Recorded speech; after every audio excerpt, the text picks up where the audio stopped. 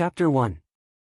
Arbor hid behind a tree and looked at Wu Yenjin, who was holding her stomach as she ran out from behind the slope. Her face was green from diarrhea, and he smiled. He had put something good in this auntie's cup just now, and it seemed like it was just starting to take effect. Arbor was like a nimble cat as he quietly scurried behind Wu Yenjin. He pursed his lips and tilted his head. He used the moderately sized hard rock in his hand and smashed it at the back of Wu Yenjin's head without any explanation. He smashed it 3 times in a row. Blood immediately flowed down from the back of her head. Wu Yenjin's eyes widened in shock. She couldn't even say a word before she fell to the ground with a thud. The place she fell happened to be a slope, so Arbor didn't have to do anything. She slid down by herself and rolled to the side of a man-made channel that was half dug. Half of her face was immersed in the dirty mud, and she didn't move at all. Arbor slowly followed down the slope. He came to Wu Yenjin's side and squatted down. He grabbed her hair with both hands and suddenly pressed it down, pressing it firmly into the mud. He still remembered that in his previous life, when this woman took his sister Jolin away from their family, she spoke highly of the rich family that adopted her, saying that they were kind and virtuous, as if they were living immortals that came down from the heavens to save the poor. But in the end, when they met again, Jolin was lying in the cold rain, her clothes barely covering her body. She had been abused from head to toe, and there wasn't a piece of good flesh on her body. She was thrown into the wilderness like a pile of trash, and wild dogs were gnawing on her ragged doll-like corpse.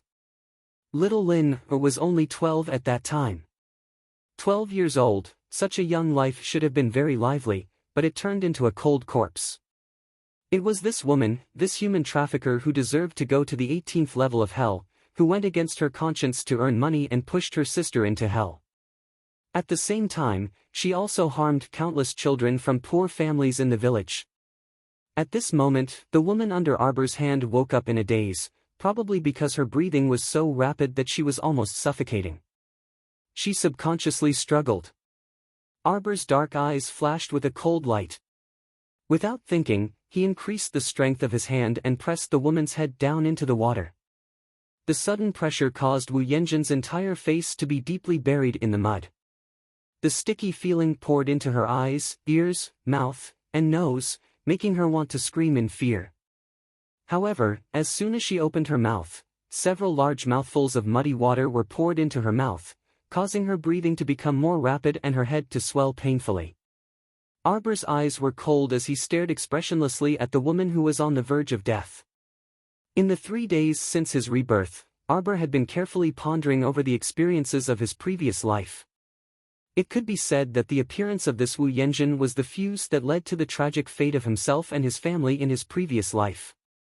Whether it was her mother's depression and death, her father's forced marriage, her stepmother's deliberate indulgence, her younger brother's rebellious hedonism, or her and her younger sister's miserable ending, they were all related to this woman who was struggling bitterly in the mud in front of her. Therefore, he told himself in his heart that this two-faced and extremely vicious Wu Yenjin deserved to die. If you don't die, how can you change my future? If you don't die, how can you reverse the fate of my family? So, you'd better listen to me obediently.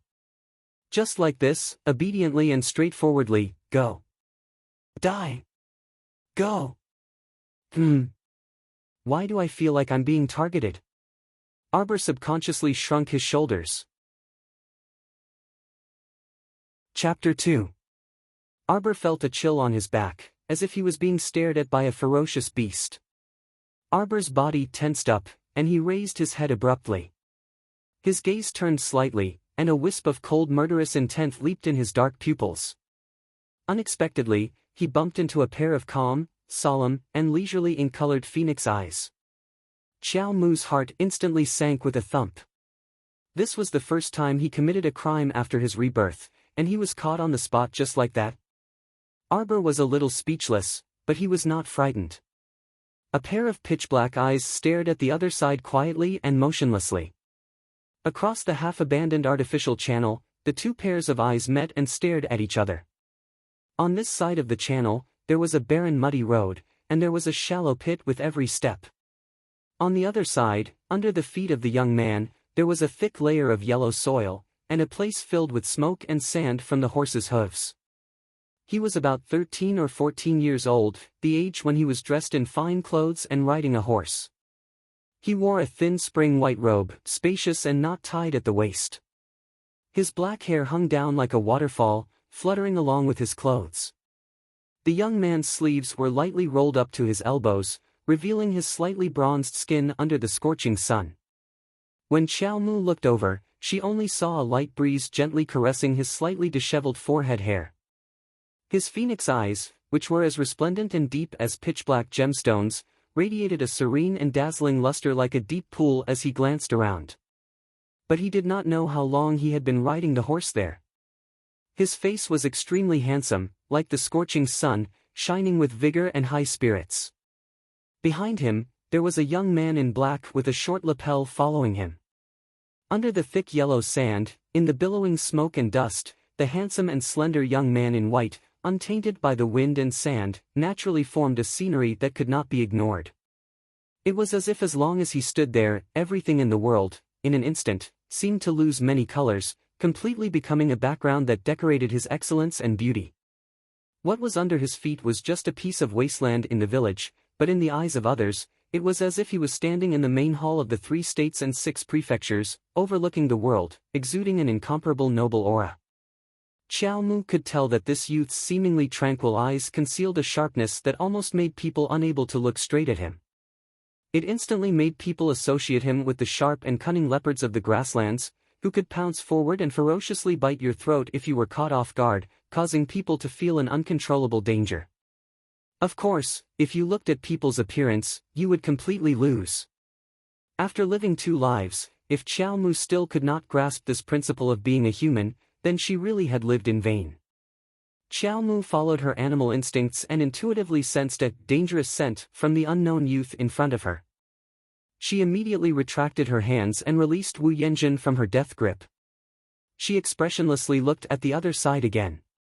Then, he stretched out his hand and slowly straightened his clothes, smoothed his slightly messy hair, turned around, put his hands in his pockets, and slowly left. Behind the young man in white, there were more than 10 young men of the same age in black. After a long time, they tried to find their breathing again. One of them urged his horse forward and looked at Arbor's disappearing figure with a startled expression. "Master, that little girl just now, was she killing people?" This question was obviously nonsense. Didn't people with discerning eyes see it just now? The young man in white turned his head, and a trace of a sneer appeared on his incomparably beautiful face under the spring moon. The young man in black with a straight posture and eyes as sharp as an eagle's raised his hand and touched his nose with an embarrassed expression. This subordinate was just saying. That little girl grabbed a hard rock and smashed the back of the fat woman's head. Then, when the fat woman rolled down the slope, she indifferently pressed her into the mud and tried to suffocate her. The whole set of killing actions was very skillful. Her expression was also abnormally calm, so calm that it was almost creepy. Although in the end, she did not succeed because she found out that they were present, but looking at her age, she was at most 5 or 6 years old. She could be so ruthless. That's right, her movements, the power she controlled, seemed to be a little strange. Most importantly, later on, when she found out that they had witnessed the whole process of her killing, she could still act as if nothing had happened. She just straightened her clothes and calmly walked away. This. What kind of rotten child was this? Was she not a demon? She was expressionless the whole time. Her personality was so calm that it was numb. Another young man in black came forward and said, "It must be because they opened their eyes in the wrong way. That's why they saw a 5 or 6-year-old murderer in this ordinary little mountain village." Chapter 3. At the Kwoto village market, on a small patch of bare dirt. Under the dusk, the 100 families of the village gathered here. They stood in a deathly stillness for nearly an hour, their bodies and faces covered with dust and sand from the wind. The crowd didn't even dare to breathe loudly. They all held their breaths and suppressed some fear in their eyes as they looked at a green-robed man who was walking a hyena that was as tall as a man. The man leisurely smiled as he slowly walked in front of the crowd. The hyena's nose kept sniffing around the crowd's legs, shocking everyone to the point that they froze on the spot and didn't dare to move at all. Suddenly, the hyena bared its sharp teeth and let out a low whimper before abruptly pouncing toward a figure in the crowd. The ferocious speed and explosive force caused the crowd to let out terrified screams and instinctively spread out to the left and right. Immediately, a middle-aged man was trampled to the ground by the hyena's 4 thick hooves. With a boom, his back hit the ground, causing dust to scatter everywhere. The crowd around the middle-aged man retreated like a receding tide. Every single one of them had a trace of bewilderment, uneasiness, and fear in their eyes. Crack! A whip fiercely landed on the middle-aged man's body. Everyone clearly saw the middle-aged man's body curl up slightly, and his limbs twitched fiercely. Lowly unruly commoner. The green-robed man who had released the hyena to bite the person stood in front of the crowd with his arms crossed. He looked at the person under the hyena's foot with disdain and curled his cold lips. He mocked, as everyone knows, the magnetite mine belongs to Tiandao sect.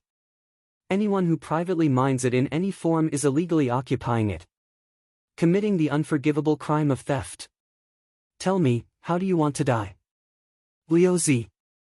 A woman with messy hair and an 11 or 12-year-old girl rushed out from the crowd. The two of them scrambled forward. But they were whipped several times by the green-robed man.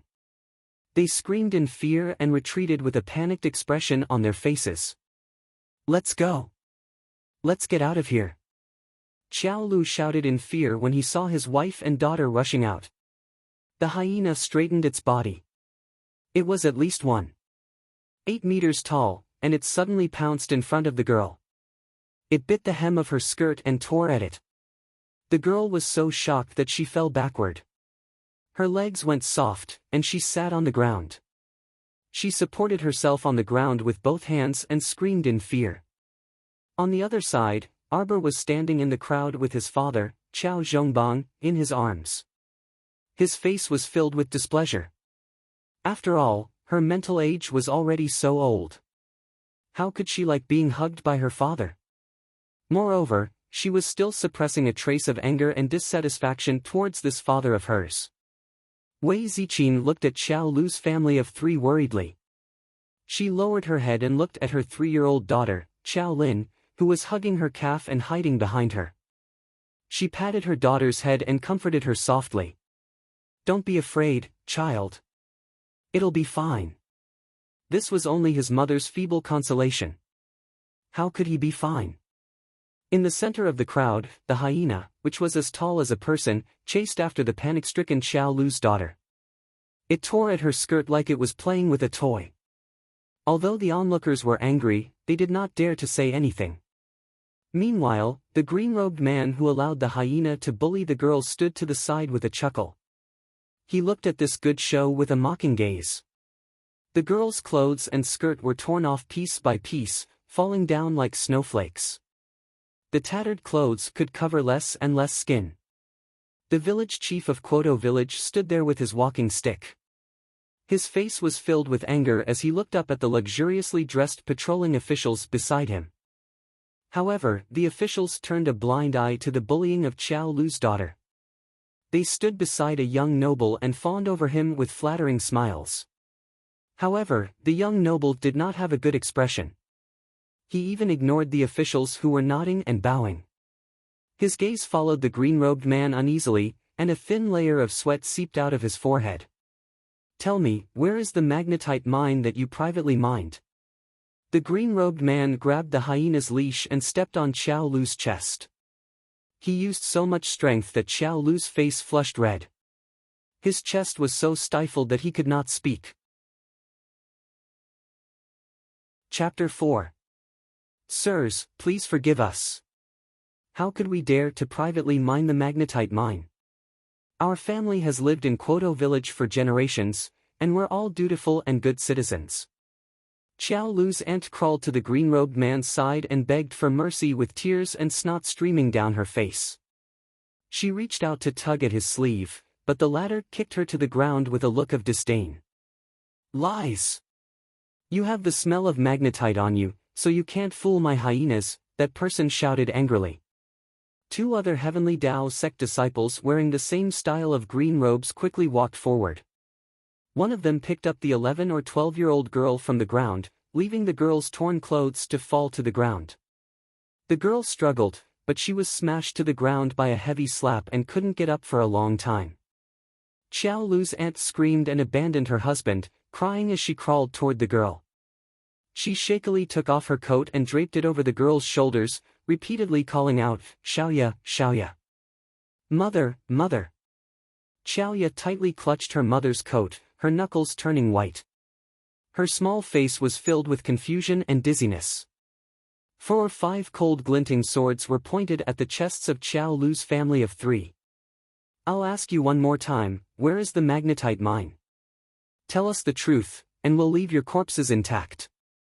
Otherwise, don't blame Heavenly Tao sect for being ruthless." Suddenly, the sound of a dozen or so horses galloping came from the distance, stirring up clouds of dust and choking everyone to the side, quickly opening up a wide path for the group of horses to pass through. Arbor took advantage of the chaos to struggle, quickly breaking free from his father's embrace. He nimbly jumped to the ground and ran toward Xiao Lu's family of 3. "Jojo," Mother Wei Ziqin cried out in alarm. The sound of the horses' hooves stopped, and the group of black-robed youths nimbly dismounted. They led the horses to the side, opening up a wide path. The curtain of night fell slightly and the sun set below the western mountains. A young man in a spotless white robe with his black hair fluttering in the wind urged his horse forward slowly. There was a smile on his lips, like a spring breeze.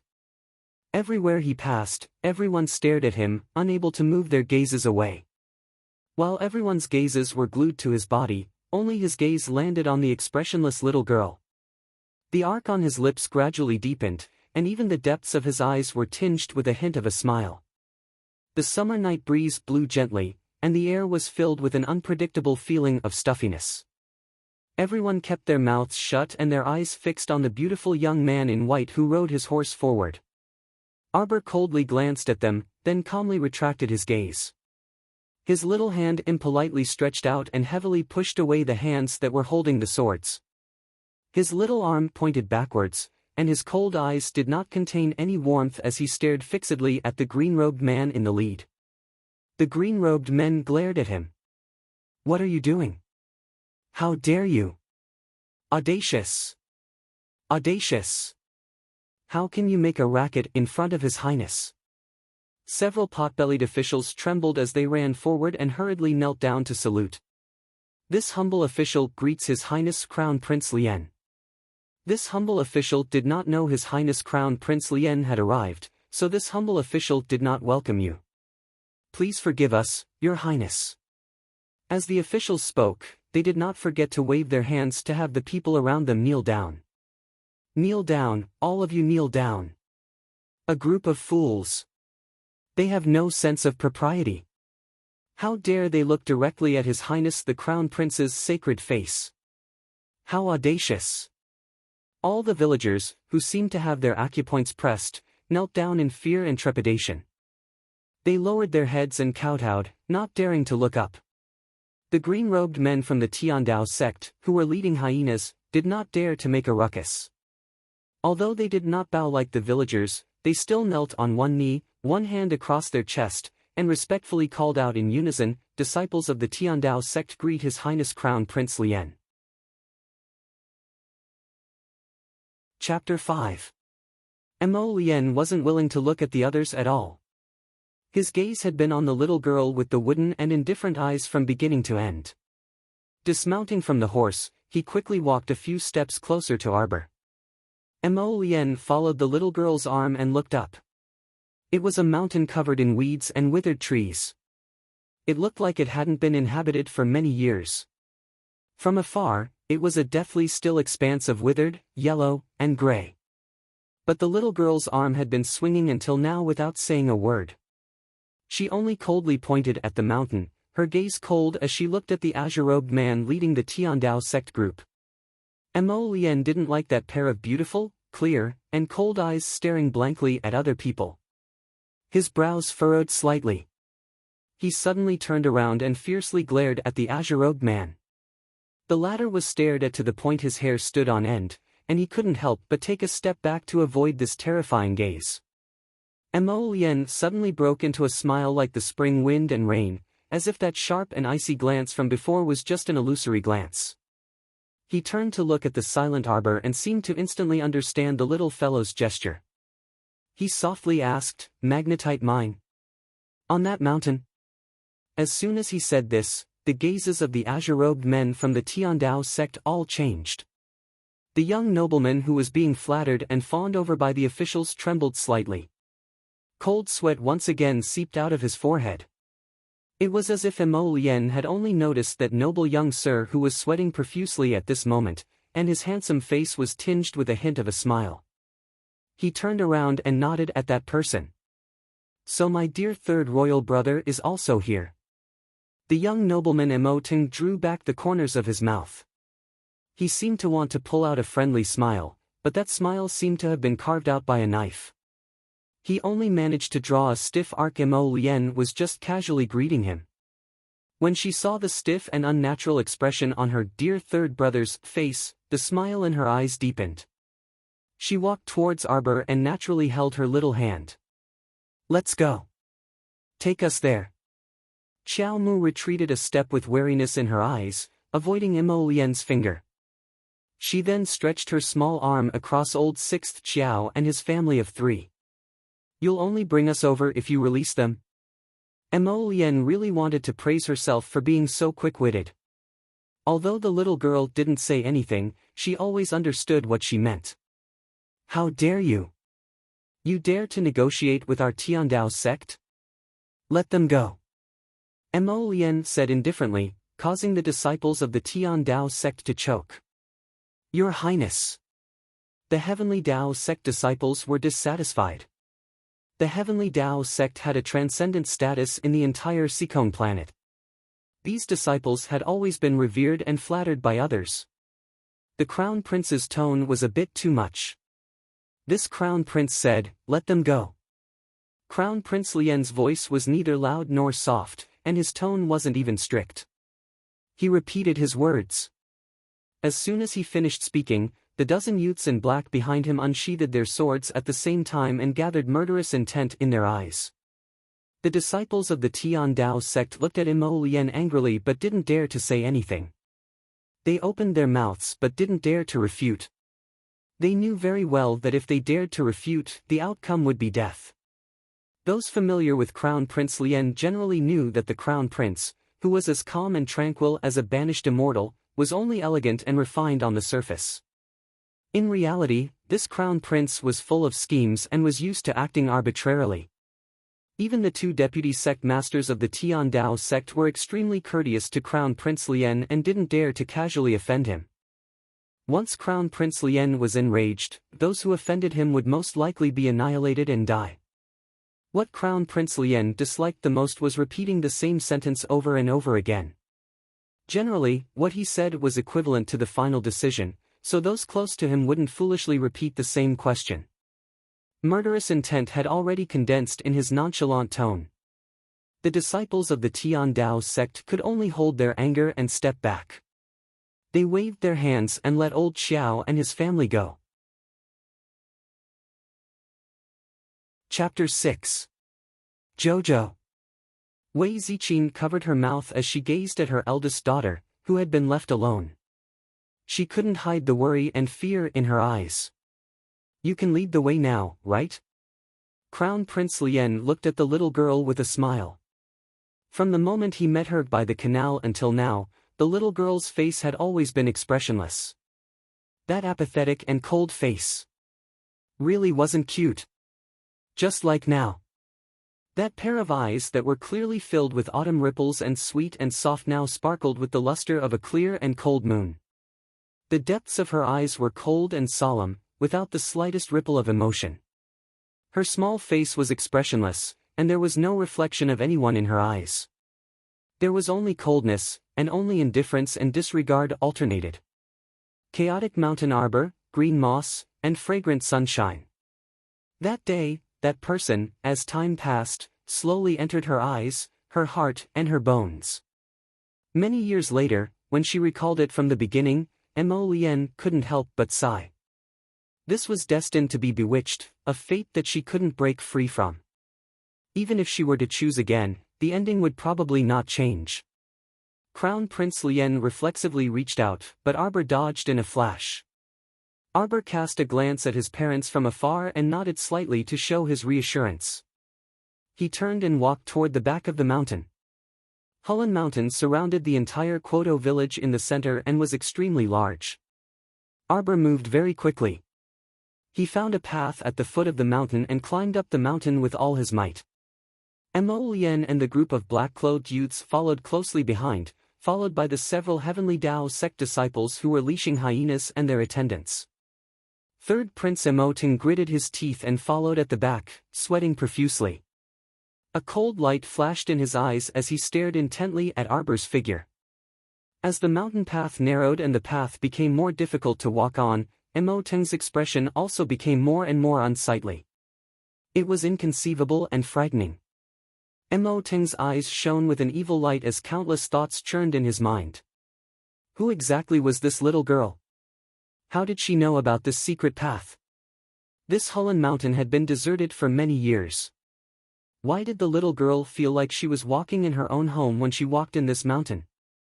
It was so familiar that it made people feel a chill run down their backs. This section of the mountain road was very steep. There were no man-made mountain paths at all. Walking on the muddy mountain road was like climbing. There were withered branches everywhere. If one was not careful, one's clothes would be pierced by the sharp branches.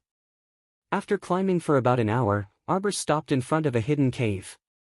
For an ordinary child, this was simply an arduous journey that was as difficult as ascending to the heavens.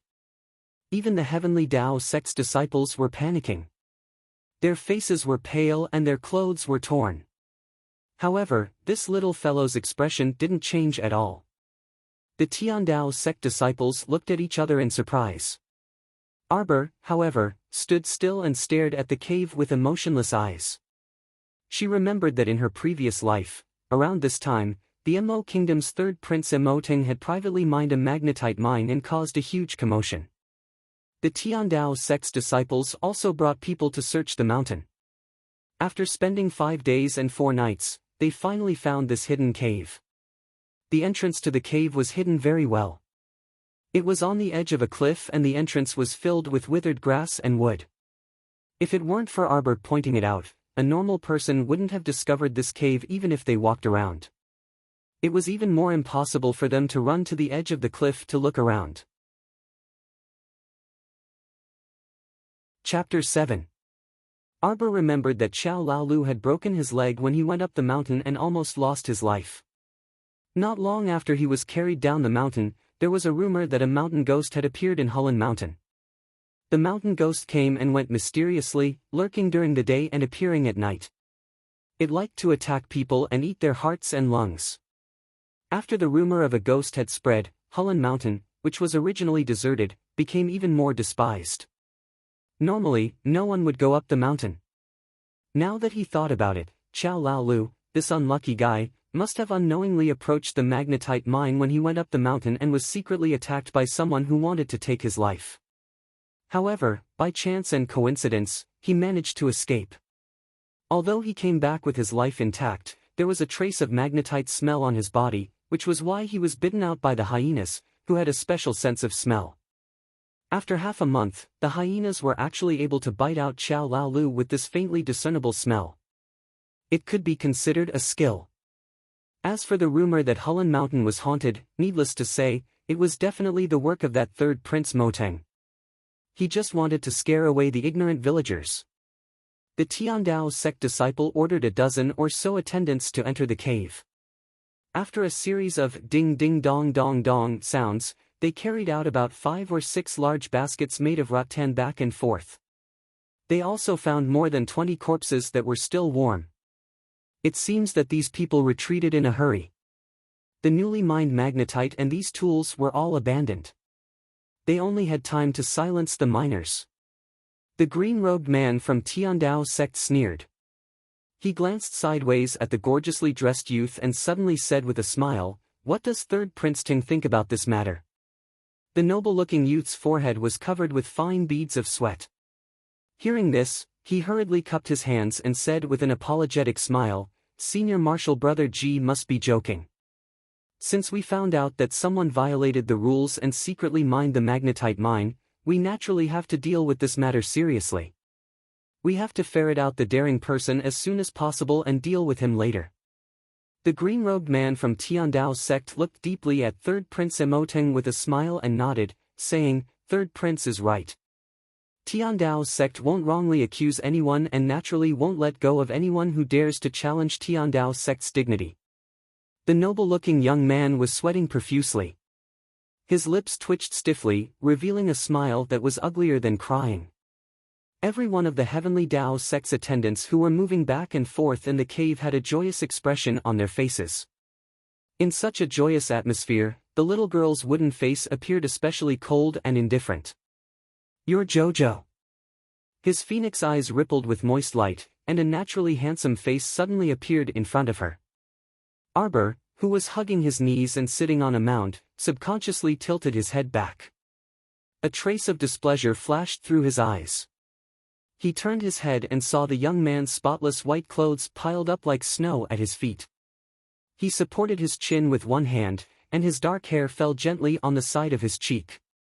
His thin lips were slightly curved as he looked at her with a smile. The wind brushed past his face, and his phoenix eyes glowed with a glass-like luster. In that instant, all the colors in the boundless world seemed to be taken away by him. Apart from him, everything else paled in comparison. Arbor unwillingly moved to the side, very consciously distancing himself from this dangerous person. Just a little bit more. Crown Prince Lien's alluring phoenix eyes suddenly widened. He stared incredulously at the little Arbor who kept distancing himself from him. How was this possible? Was he that shameless? What was the meaning of this little girl's disdainful and distant gaze? Was he that bad? The moment Crown Prince Lien received a blow, Arbor had already stood up and ran to that senior brother Ji from Tiandao sect. He stretched out his small arm in front of him and very impolitely waved his small hand. Chapter 8. Everyone from Tiandao's sect stared at her with their mouths agape. They had probably never seen a child who was so straightforward in asking for money and was even unwilling to talk to them. Their eyes were filled with shock. Seeing that senior brother Ji from the Tiandao sect didn't react and just stood there in a daze, Arbor first looked at him with disdain. Then, she poked her hand in front of him again and weighed him heavily a few more times. Crown Prince Lien really laughed, his eyebrows curving into crescents. The Tiandao sect elders dumbfoundedly put down the magnetite in their hands and stared blankly at the child who led the way. The child's expression had changed from disdain to extreme disdain. Her eyes were filled with anger, and her almond-shaped eyes were round as she glared at senior brother Ji from the Tiandao sect as if she was looking at an absolutely irreconcilable enemy. "You bunch of country bumpkins, don't tell me you don't have money. The great Tiandao sect can't even fork out a trifling guide fee." Crown Prince Lien once again understood the child's gaze and kindly translated for her. Senior brother Ji's mouth twitched. He stiffly reached into his clothes and took out a small silver pouch, throwing it into Arbor's open hand. "Take it." The child unceremoniously opened the silver pouch in front of him and flipped through it. There were more than 10 taels of silver in the pouch. In this small mountain village, this could be considered a considerable amount of wealth. However, the child didn't seem to be satisfied with this small silver pouch. With a flip of his hand, he smashed the silver pouch onto senior brother Ji's face. The disdain and contempt that overflowed from his eyes almost flowed out of his wooden face. The way she looked at the people from the Tiandao sect really made them anxious. Crown Prince Lien laughed again and translated, "Are you trying to dismiss a beggar? Too little." This time, the dozen youths in black behind Crown Prince Lien couldn't hold back their laughter. Arbor abruptly turned her head and coldly stared at Mo Lien with her dark eyes that were as deep as a dry well. Then, she turned her head to look at senior brother Ji again. She took a step forward and raised her hand high. Her slender fingers once again poked Senior Brother G's body. Although that Crown Prince looked annoying, he was the smartest person in this group and could understand her meaning. Senior Marshal Brother G couldn't tell whether he was amused or angry. He flipped his hand and took out 2 more bags embroidered with gold thread from his bosom, stuffing them both into the little fellow's hands. Arbor flipped through the bags and saw that there were 50 taels of gold in each bag. Putting the bag away, Arbor turned around and walked down the mountain without looking back. Jojo. Mo Lien chuckled as he watched the little fellow briskly leave after taking the money. His footsteps drifted as he caught up with her small figure. You really are heartless. You see, I helped you commentate a game and gave you a generous reward. Shouldn't we become good friends? What he got in response was the child turning her head back to glare icily at him. Afterwards, the little fellow took to her heels and sprinted down the mountain. Her instantaneous burst of speed stunned even Mo Lien. Hee, you're shy. Mo Lien chuckled. Her figure flashed and swept through the forest like a wisp of smoke, chasing after the little fellow. The group of black-clothed followers behind the young crown prince were all dumbstruck. What was going on? His Highness the Crown Prince actually chased after such a ferocious little girl? Your Highness, where's your cold and noble demeanor? Chapter 9. The crowd in the plaza hadn't dispersed yet. The people of Tiandao's sect hadn't told them to disperse, so naturally, no one dared to leave. At this time, the sky was already drizzling down on everyone's heavy hearts. Everyone stood in the plaza with their families, and the sound of their breathing slowed down. When Arbor's slender figure ran down from the mountain, everyone's eyes immediately fell on her. Jojo. Qiao Zhongbang and Wei Ziqin were full of joy. Just as they were about to go forward, they suddenly heard several villagers cry out in alarm, "Careful!" Arbor only saw a huge shadow flash in front of her eyes, and something heavily pressed down from above her head. At this critical moment, Arbor rolled on the ground and quickly escaped from under the huge thing. However, the back of her left hand was still scratched by that thing, and a sharp pain instantly assaulted her. Arbor's right hand supported her body on the ground, and her body was half squatting. She looked down indifferently at the 3 bloody marks on the back of her left hand. She slightly raised her injured hand, revealing a section of her tongue, and lightly licked the drops of blood that slid down the back of her hand. The tip of her tongue was filled with a salty, wet, and fishy taste. In other people's eyes, Qiao Mu's unruffled, joyful, and contented appearance was frightening. It was as if she wasn't licking her own blood, but leftover food. Her cold gaze fell on the 3 feet in front of her, and her eyes were calm without the slightest trace of human life. The atmosphere in the plaza became even more oppressive. Everyone huddled together, constantly suppressing their breathing, and nervously watching the 2 young girls, one tall and one short, on the plaza.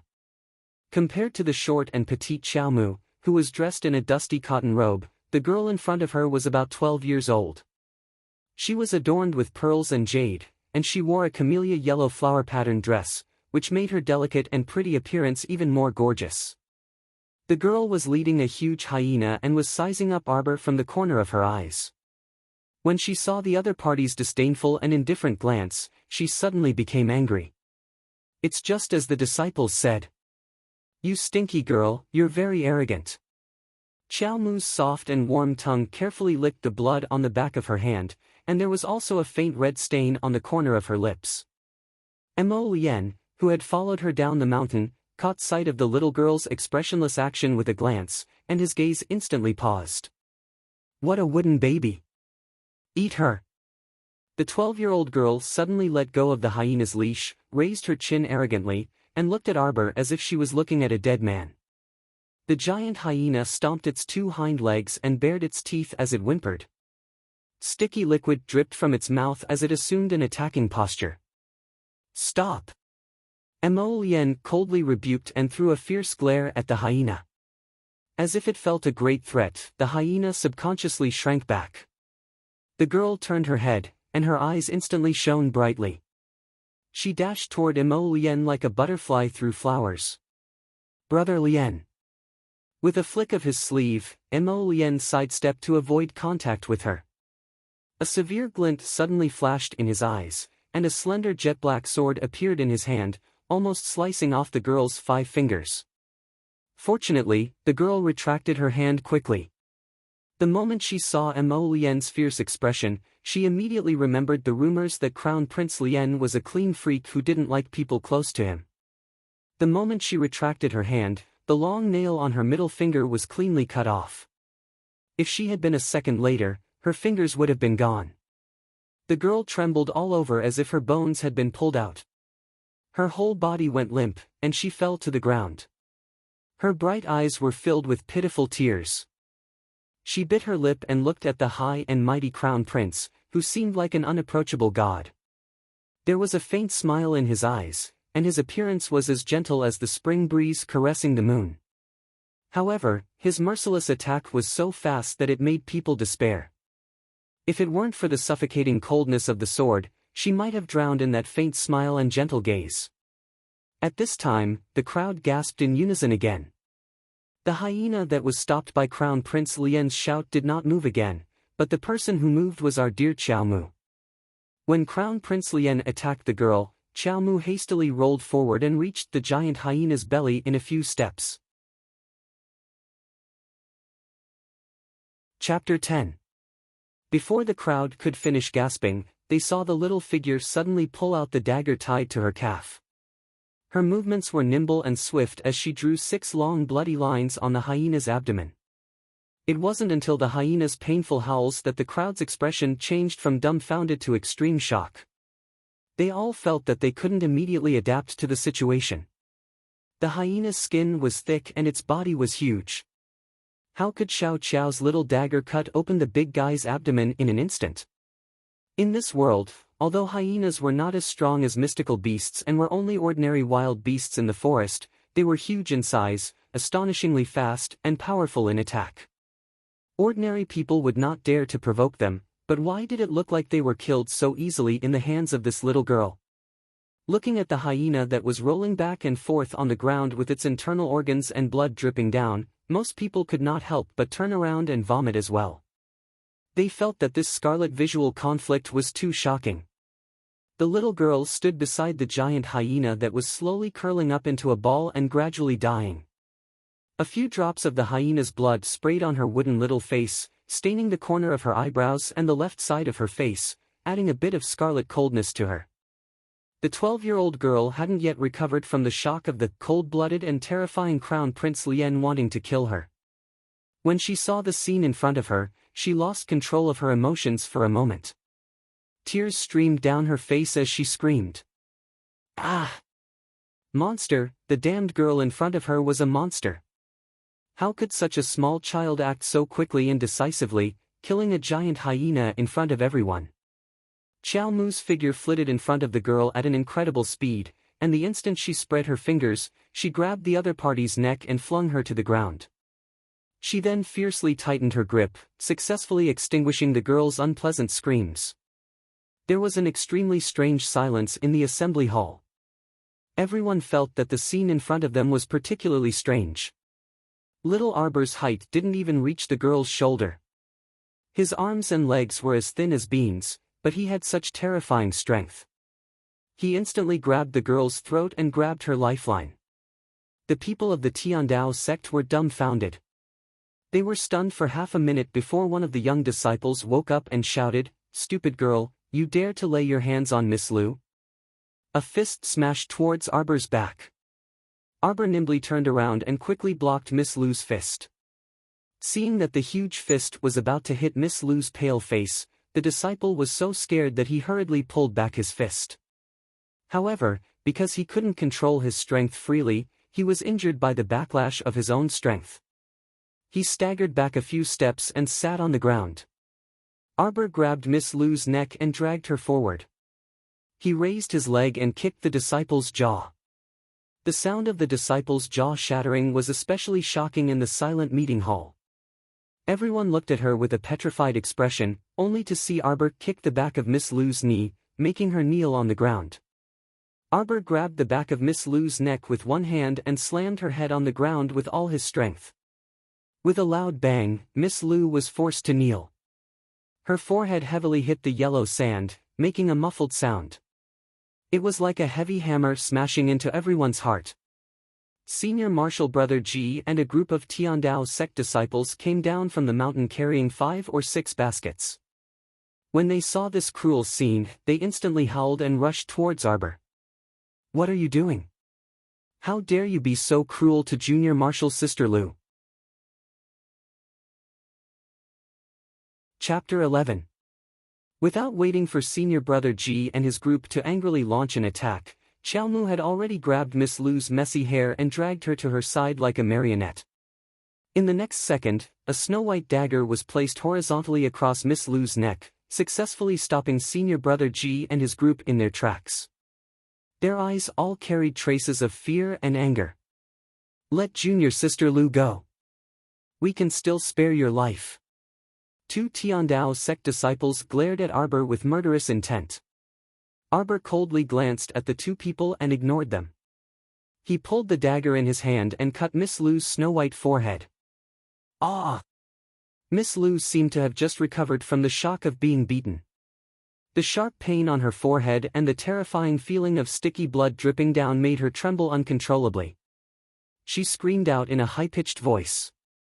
But very quickly, a cold sensation on her neck caused her to completely shut up, leaving only her body trembling uncontrollably.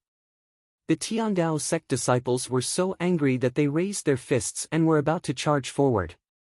Unexpectedly, Crown Prince Lian's mocking voice came from the side. "I advise you to take a good look before making a move." Senior Brother Ji also reflexively reached out to block that impulsive disciple. When he heard Crown Prince Lian's words, he couldn't help but be startled and turned to carefully size up Arbor.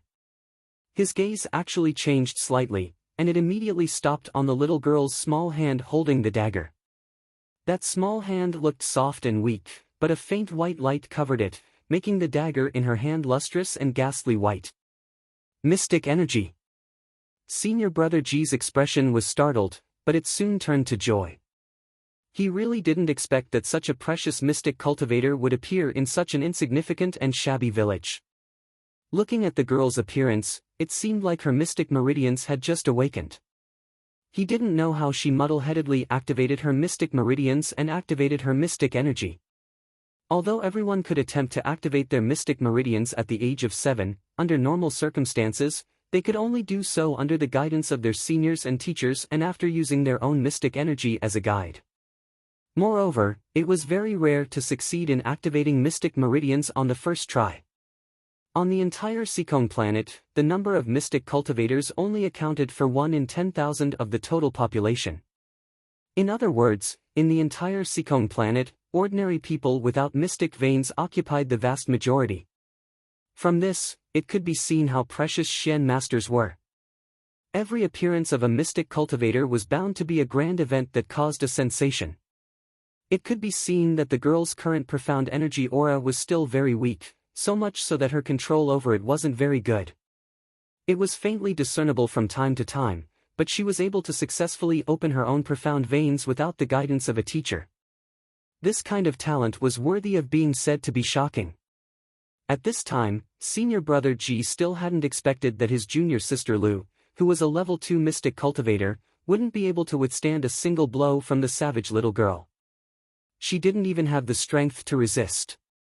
Senior Brother Ji's expression clearly relaxed. "Little girl, you're a mystic cultivator, and so are we." The Heavenly Dao sect had always welcomed all mystic cultivators with the greatest enthusiasm. One had to know that all the Xian masters in the world were kindred spirits. "If you have anything to say, we can talk it out. Release Junior Sister Lu first." Arbor flipped his hand, revealing 3 glaring bloodstains on the back of his left hand. His eyes were emotionless as he stared at his opponent coldly. Senior Brother Ji's outstretched hand suddenly trembled. For some reason, his mind went blank on the spot, and he shouted, "Compensation, compensation. We're willing to compensate. Everyone, dot. Senior Brother Ji." The Heavenly Tao sect disciples around him all felt their faces flush. Wasn't this senior brother G too quick to change sides? This dramatic scene simply left everyone at a loss for what to do. Chapter 12. Senior Marshal Brother G swiped through the air and took out a rectangular treasure chest inlaid with a dozen small red gems. He beamed as he handed it over to Arbor. When the treasure chest was opened, the light of pearls and jades inside nearly blinded everyone's eyes. The villagers of Kwoto village had never seen so much jewelry in their lives. The women and girls of Kwoto village usually only used a fishbone hairpin or an ordinary, low-quality wooden hairpin to tie up their hair. Even jade hairpins were rarely seen, so when had they ever used such expensive jewelry? A trace of envy appeared in their eyes, and their gazes gradually became fervent as they looked at the treasure chest. Who wouldn't like jewelry surrounded by pearls and jades? Senior Marshal Brother G was full of confidence, but who would have thought that he would encounter such an oddity? Arbor glanced at the chest and then retracted his gaze, clearly showing his lack of interest. What was even more amazing was that this child even forcefully patted the gold-embroidered pouch that he had stuffed into his chest. Others didn't understand what Arbor meant, but how could Senior Marshal Brother G and some Tiandao sect people not understand? This little fellow clearly said that he wanted gold. He only wanted gold. He didn't like jewelry. He didn't want it. Everyone from Tiandao sect twitched their mouths. Senior Marshal Brother G helplessly put away the treasure chest and handed it to Arbor with a box of small gold ingots. He opened the lid of the chest for her to take a look, and a dazzling golden and orange light once again blinded the villagers of Kwoto village. Here are 300 taels of gold as compensation for you, little miss. Senior Marshal Brother G said with a chuckle, that dead hyena was the main culprit who scratched you, little miss. Now, it only has itself to blame for its death. Our Tiandao sect very sincerely compensates you, so please let go of our junior marshal sister Lu first. Arbor glanced over and exerted force in his hand, abruptly pushing Lu Yexin forward without even looking to see if she was about to fall to the ground. Fortunately, Senior Marshal Brother G quickly reached out to support her, and Arbor took the opportunity to take the gold chest. He closed the lid with a bang and turned to leave without looking back. Senior Marshal Brother G, who was used to the little girl taking the money and leaving without saying a word, couldn't help but twitch his eyebrows. He hurriedly said, "Please wait. Little miss, on the 15th day of the 10th month every year, all the sects, schools, and aristocratic families will gather in the imperial capital, Guanlan City, and recruit mystic cultivators from all over the country. If you're interested, you can come to our Heavenly Tao sect on that day and register for the profound strength test. At that time, there will be a specialized teacher to teach you how to accurately use mystic conscious and open the inner world unique to us mystic cultivators." Senior Brother G's eyes curved into crescents as he watched the girl stop in her tracks, anticipating that she would turn around. The surrounding villagers were also envious. They looked at Arbor, who had stopped in his tracks, and thought, "Old Xiao's family is really amazing this time."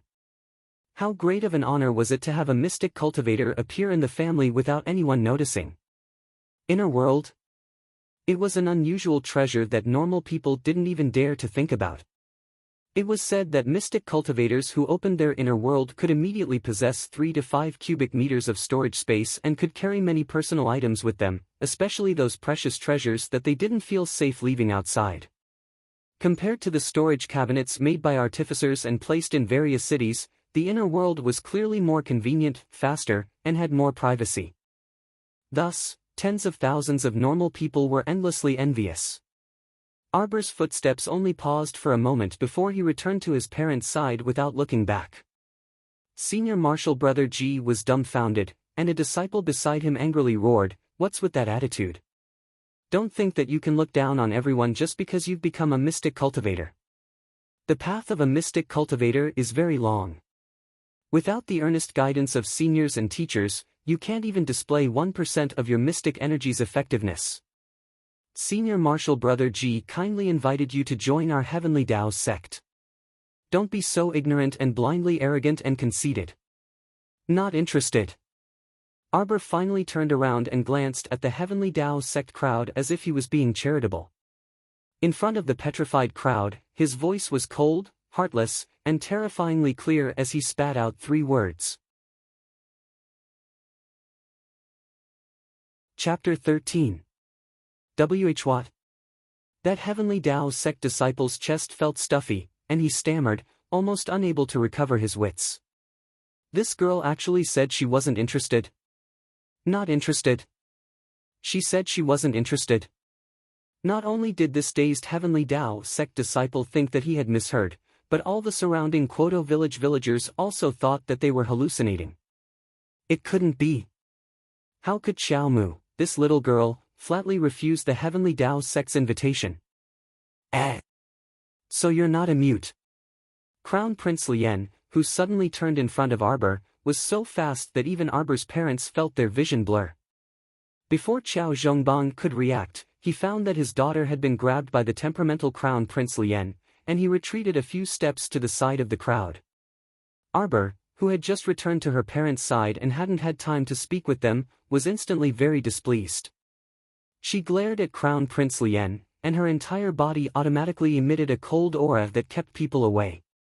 However, this lord actually completely ignored her. Not only was he not afraid of being frostbitten by the cold aura, he even openly left the crowd with the child in his arms. The dozen or so black-clothed youths all looked at each other for a long time, and the same question appeared in their eyes at the same time. They had just discovered that the Lord's order to not let unrelated people get close to him seemed to have no effect on this little girl. Sitting on a withered tree trunk as thick as an arm, all she could see was the withered trees of Hulun Mountain. The scene of decline was just like this chaotic world, making one unable to see the slightest bit of hope.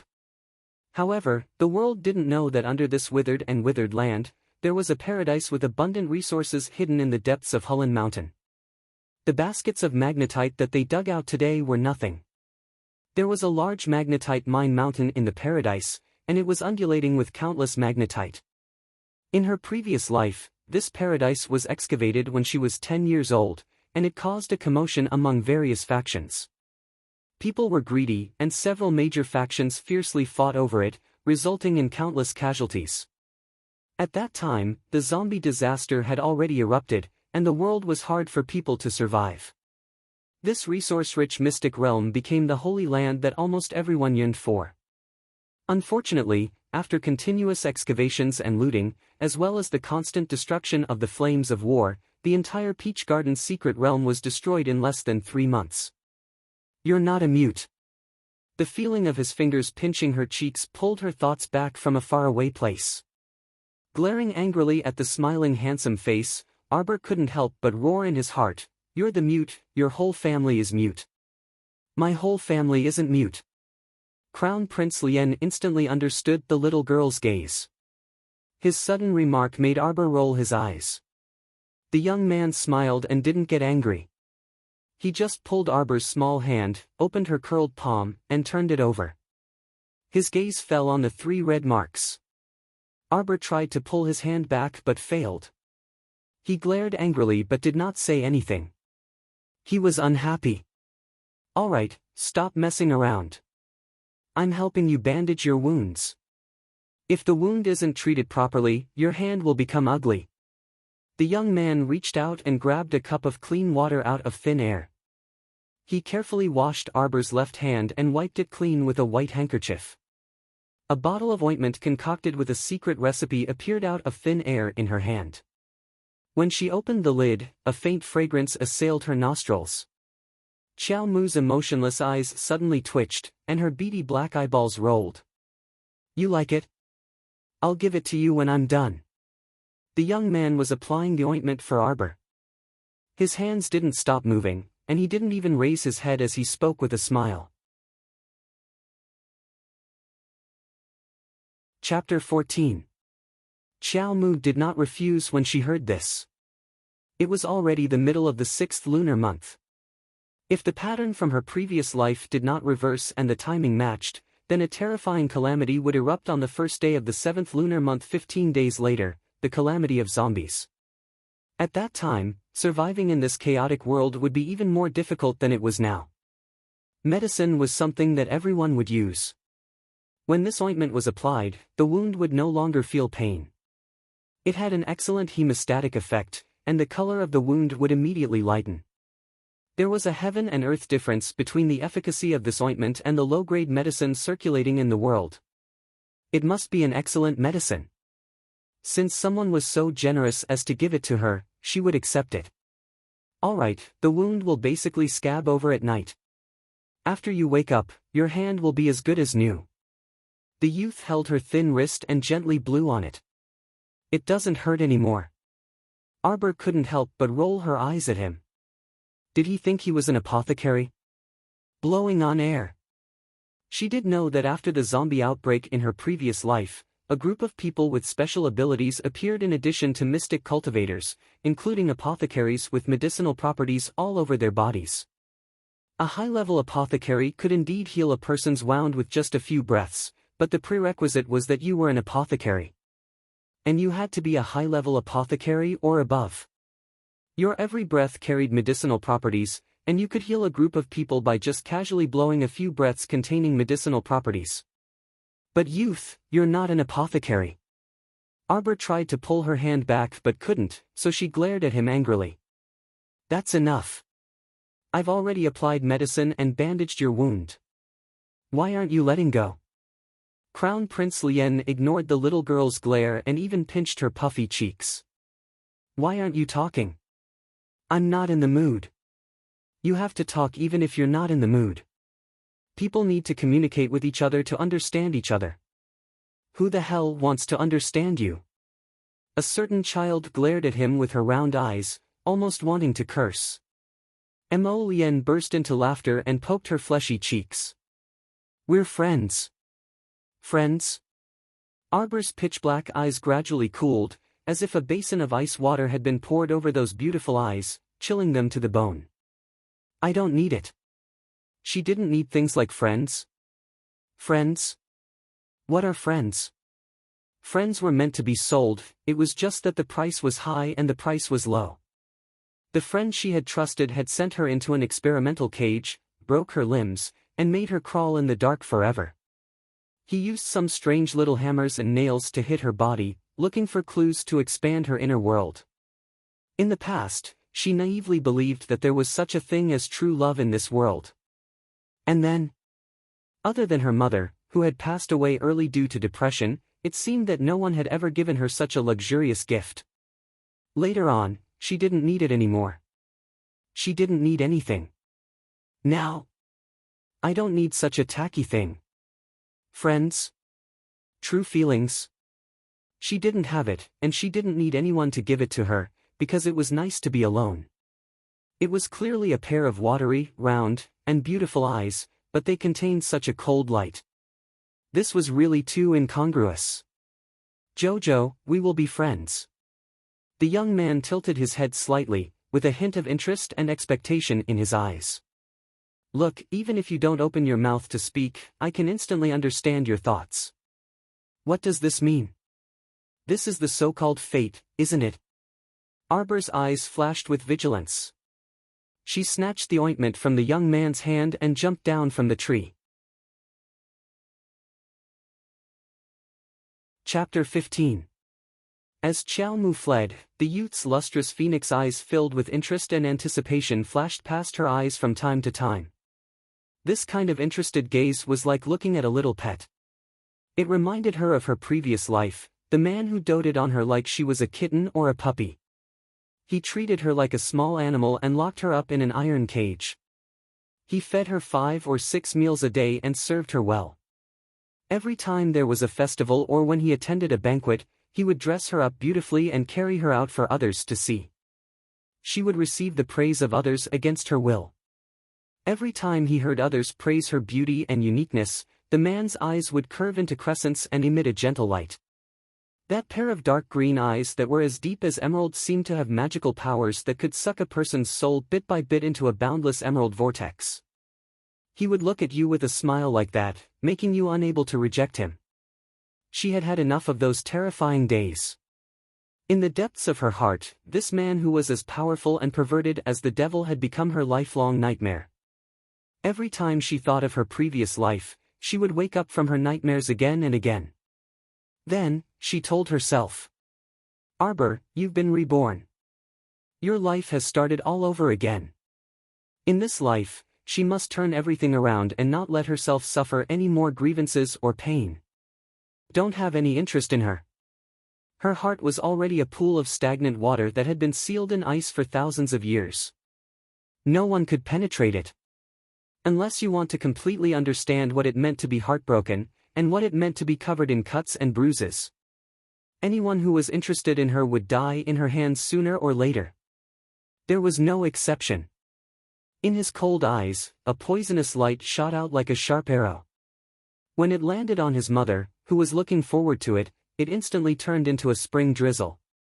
It was so docile that there was no longer a trace of bone-chilling coldness. Mo Lien, who was silently following behind Xiaomu, slowly halted his footsteps and creased his brows imperceptibly. A black figure appeared beside him. The short-haired young man looked in Arbor's direction with his eagle-like eyes. His tone was hesitant. "Master, what happened?" Mo Lien shook her head slightly and retracted the trace of melancholy in her eyes. Without turning her head, she asked, "How is Emoting now?" The third prince was taken away by the Tiandao sect. Tiandao sect has said that if you want to get the third prince back, you must take out 100 mid-grade magnetite in exchange. What a bunch of whimsical lunatics. Mo Lien laughed mockingly. Is Emoting worth 100 mid-grade magnetite? It's not worth it, Grandpa. The black-clothed youth also chuckled. Well, it's obviously not worth it. Just now, the people from the Heavenly Tao sect had carried 5 to 6 baskets down the mountain. How many magnetite could the artificers refine from them? Do you have 50 pieces of low-grade magnetite? Not necessarily, Grandpa, the black-clothed youth added. Mo Lien scoffed. That's why I say they're a bunch of idiots with wild imaginations. The people from the Tiandao sect said that if they can't gather 100 mid-grade magnetite within 3 days, they'll punish His Highness the Third Prince. TSK. Mo Lien chuckled and shook her head. If that's the case, then he died a worthy death. Who told my dear older brother to steal magnetite mines out of all the things he could do? Nominally, all the magnetite mines on planet Seekong are mined and collected by the Tiandao sect, and then the resources are uniformly allocated. This rule has been in place for a long time. Although many people have tried to break it, at least they haven't broken it yet, right? However, in private, there were also many countries' higher-ups who secretly found mines to mine. This was something that everyone was well aware of. So many people were privately mining mines, but why didn't the Tiandao sect find anyone else but his older brother, Emoteng? It could only mean that Emoteng, this child, didn't have enough intelligence but still wanted to show off. Now, he could only bear the consequences himself.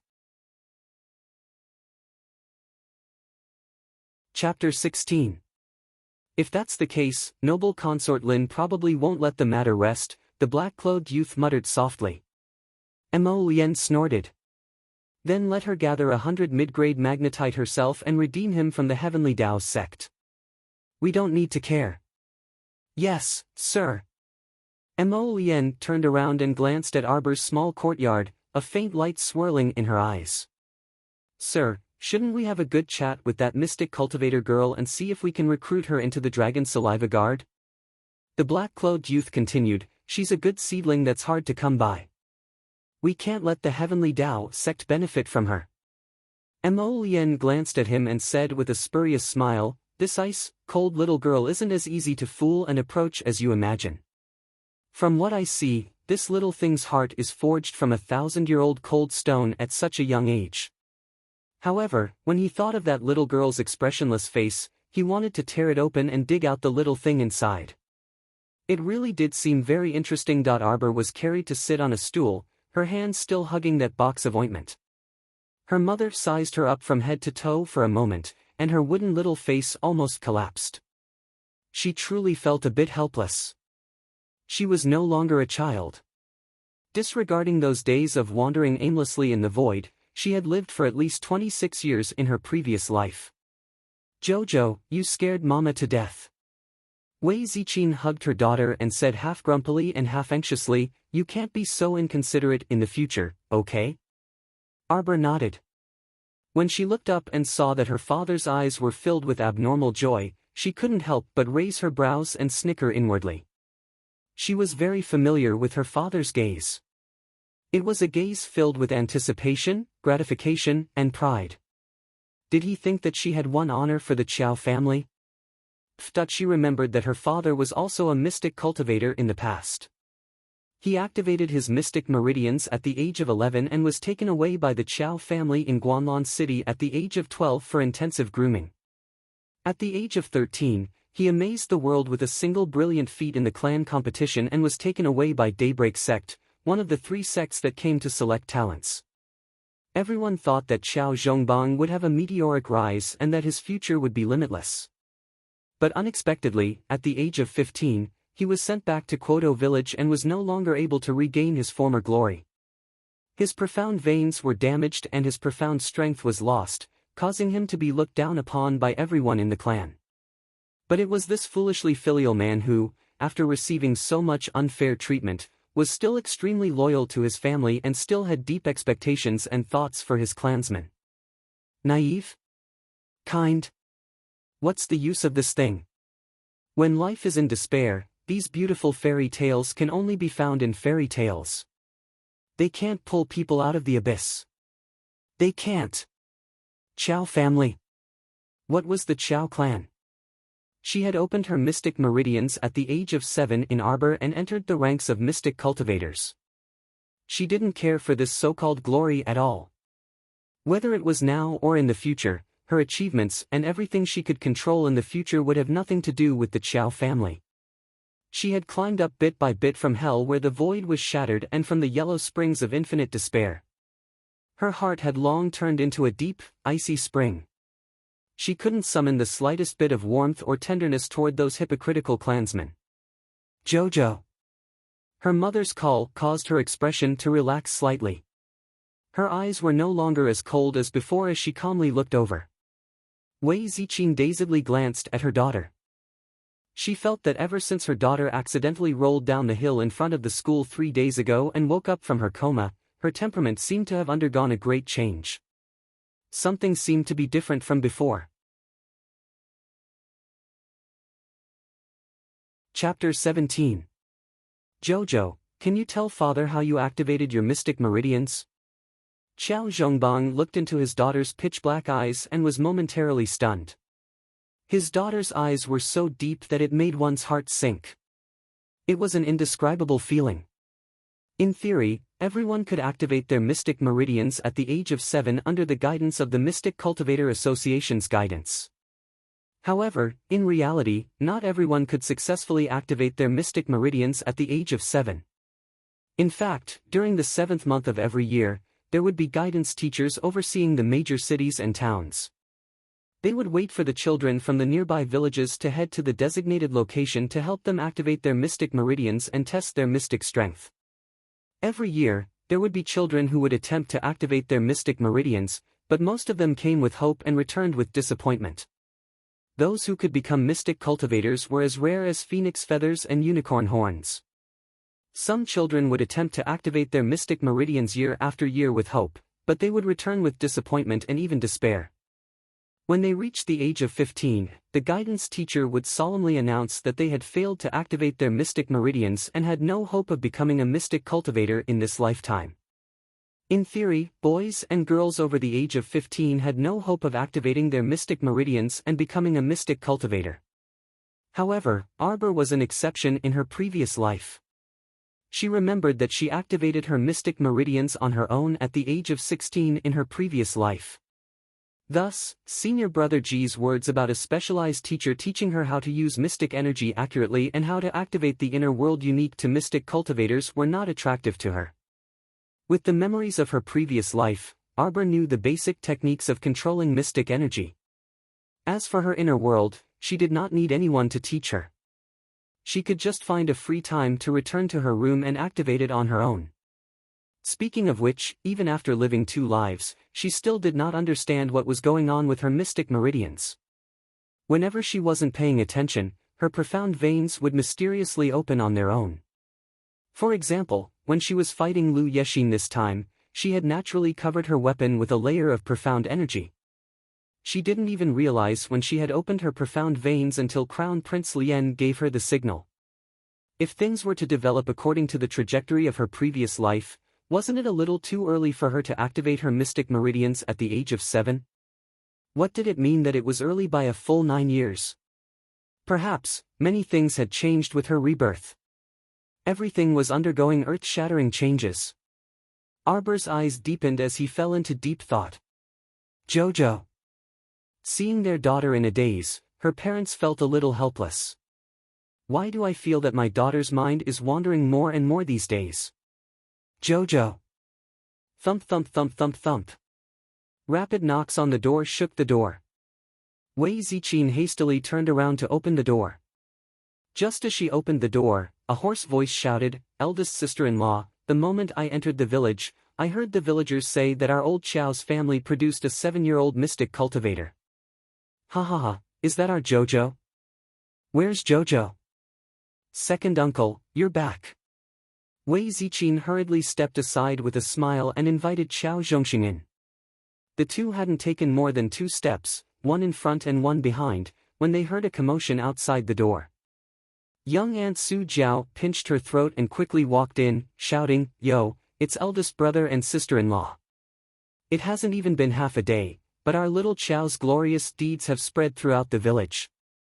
Mother especially had me come over to tell eldest brother and sister-in-law to bring little Qiao to the main family." When second uncle was invited in by mother, Arbor had already retreated from his mental wandering. When he saw young Aunt calling out with a fake smile, he instinctively knitted his brows in displeasure. Chapter 18. It was within Arbor's expectations that elderly Lady Qiao would summon their family in the middle of the night. Arbor was well aware of this elderly lady's personality. She was a selfish, suspicious, jealous, and prideful person. In her previous life, her mother had died of depression partly because of elderly Lady Qiao's sneaky actions. Elderly Lady Qiao was a hypocrite who secretly pranked her mother to death while bragging about how good she was to her eldest daughter-in-law. If elderly Lady Qiao didn't ascertain her identity overnight, she definitely wouldn't be able to sleep tonight. Of course, Arbor believed that after elderly Lady Qiao ascertained her identity as a mystic cultivator, she would probably be burned by the flames of jealousy and be unable to sleep for an entire night.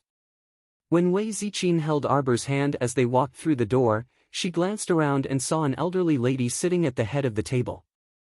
Her appearance matched that of the mean and thin elderly lady in her memory. She had a dark and thin face, sharp cheeks, and a pair of gloomy old eyes. No matter how much she dressed up like an elderly lady from a wealthy family, it couldn't conceal the pettiness in her bones. Mother. Father Qiao Zhongbang, Mother Wei Ziqin, second uncle Qiao Zhongxing, and youngest aunt Su Jiao all bowed respectfully to elderly Lady Qiao. After youngest aunt bowed, she walked to her husband Qiao Zhongheng's side and chuckled as she held on to her 4-year-old son, little chubby Qiao Long. The small hall was filled with people. Other than eldest aunt Qiao Wenxiu, who was married off to Lu City District, second uncle, youngest uncle's family, and youngest aunt Qiao Wenwan, who was about to get married this September, were all present. Arbor couldn't help but snicker inwardly. It really was a tripartite hearing. This old one was actually present at the gathering just now, but this old one was rather far away from the crowd, so I didn't see clearly what happened. It's just that I heard from the villagers that our old Qiao family produced the youngest mystic cultivator in the village, so this old one wanted to ask you clearly whether this matter is true or not. As elderly Lady Qiao spoke, her gloomy eyes stared unwaveringly at Qiao Mu. The funny thing was that his foolish father thought that old madam was as happy and proud as he was that her daughter had become a mystic cultivator, so he impatiently summoned them overnight to clarify things. Qiao Zhongbang nodded and said with a smile, "Mom, don't worry. This is definitely true. We saw it with our own eyes. Also, the experts from Tiandao sect have confirmed that our Qiao is a mystic cultivator. The old lady's eyebrows and lips drooped as she grunted in agreement. Then, she asked coldly, I heard that in Arbor, she sternly rejected the invitation of senior brother Ji from Tiandao sect? He even dared to injure a young miss of the Heavenly Dao sect? Is this true? Qiao Zhongbang's heart sank. He hurriedly lowered his head and answered respectfully, It's like this, mother. That miss from Tiandao's sect made the first move. I'm asking you if this matter is true. Elderly Lady Qiao angrily shouted with a frown as she heavily slammed the black wooden table. Qiao Zhongbang immediately knelt on the floor and nodded in fear and trepidation. Yes, it's true. Mom, don't be angry. His mother was a widow with 3 sons and 2 daughters.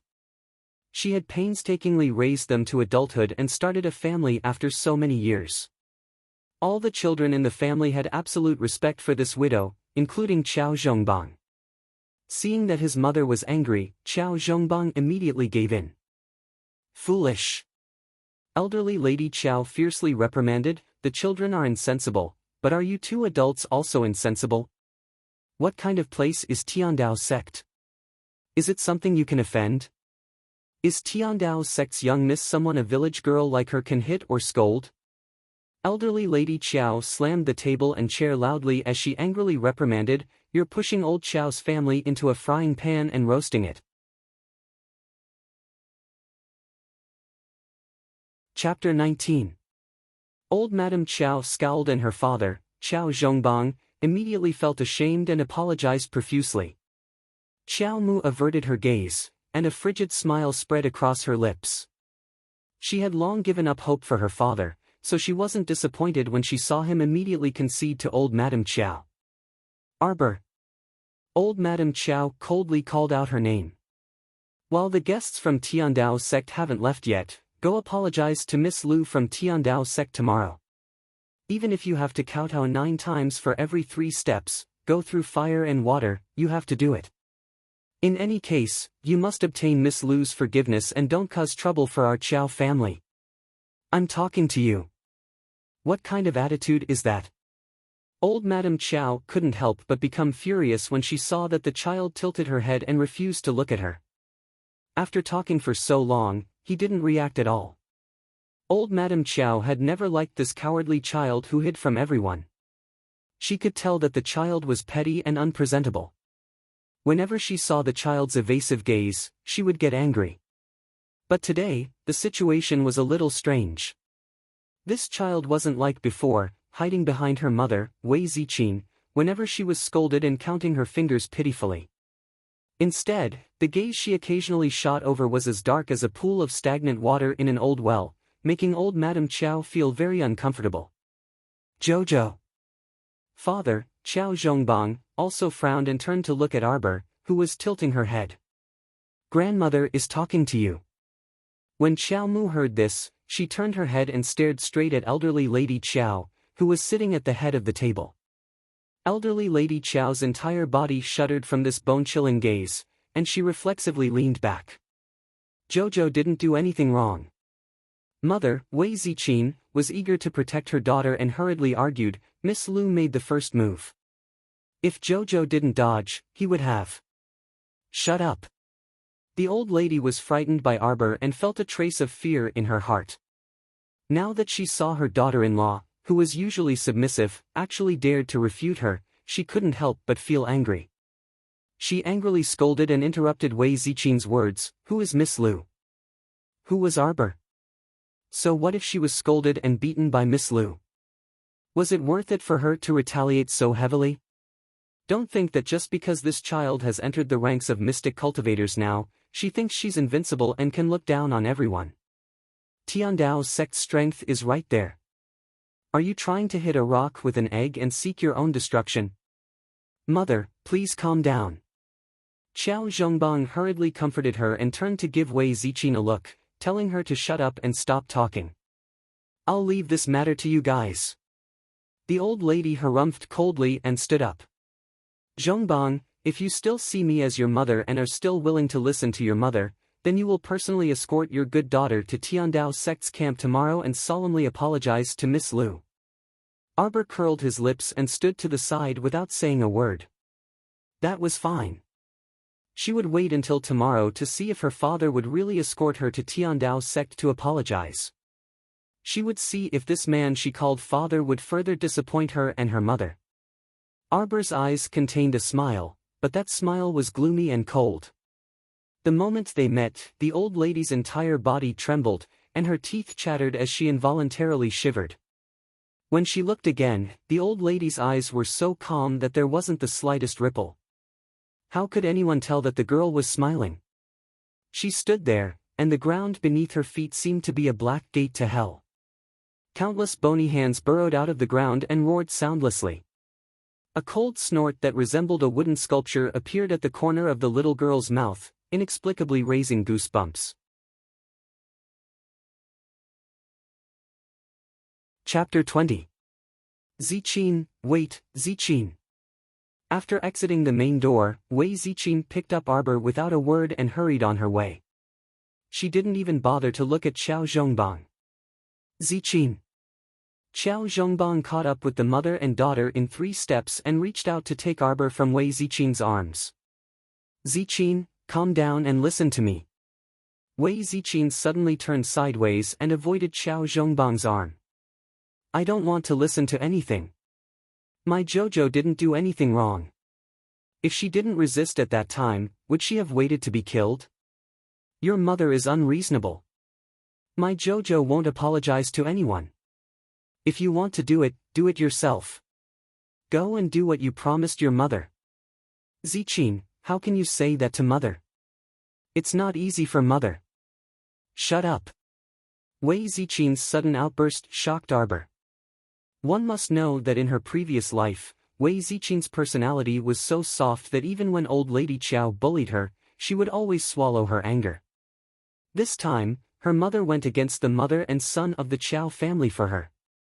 Although Arbor didn't say anything, her heart was filled with gratitude. This was her mother. So in your mother's eyes, that Miss Lu is high and mighty and incomparably honorable. My daughter isn't human. What's wrong with beating and scolding her? If she's not good, why doesn't she send herself to be beaten and scolded? Miss Lu is the daughter of a sect and a noble family. My daughter is also the apple of my eye. No one can bully her.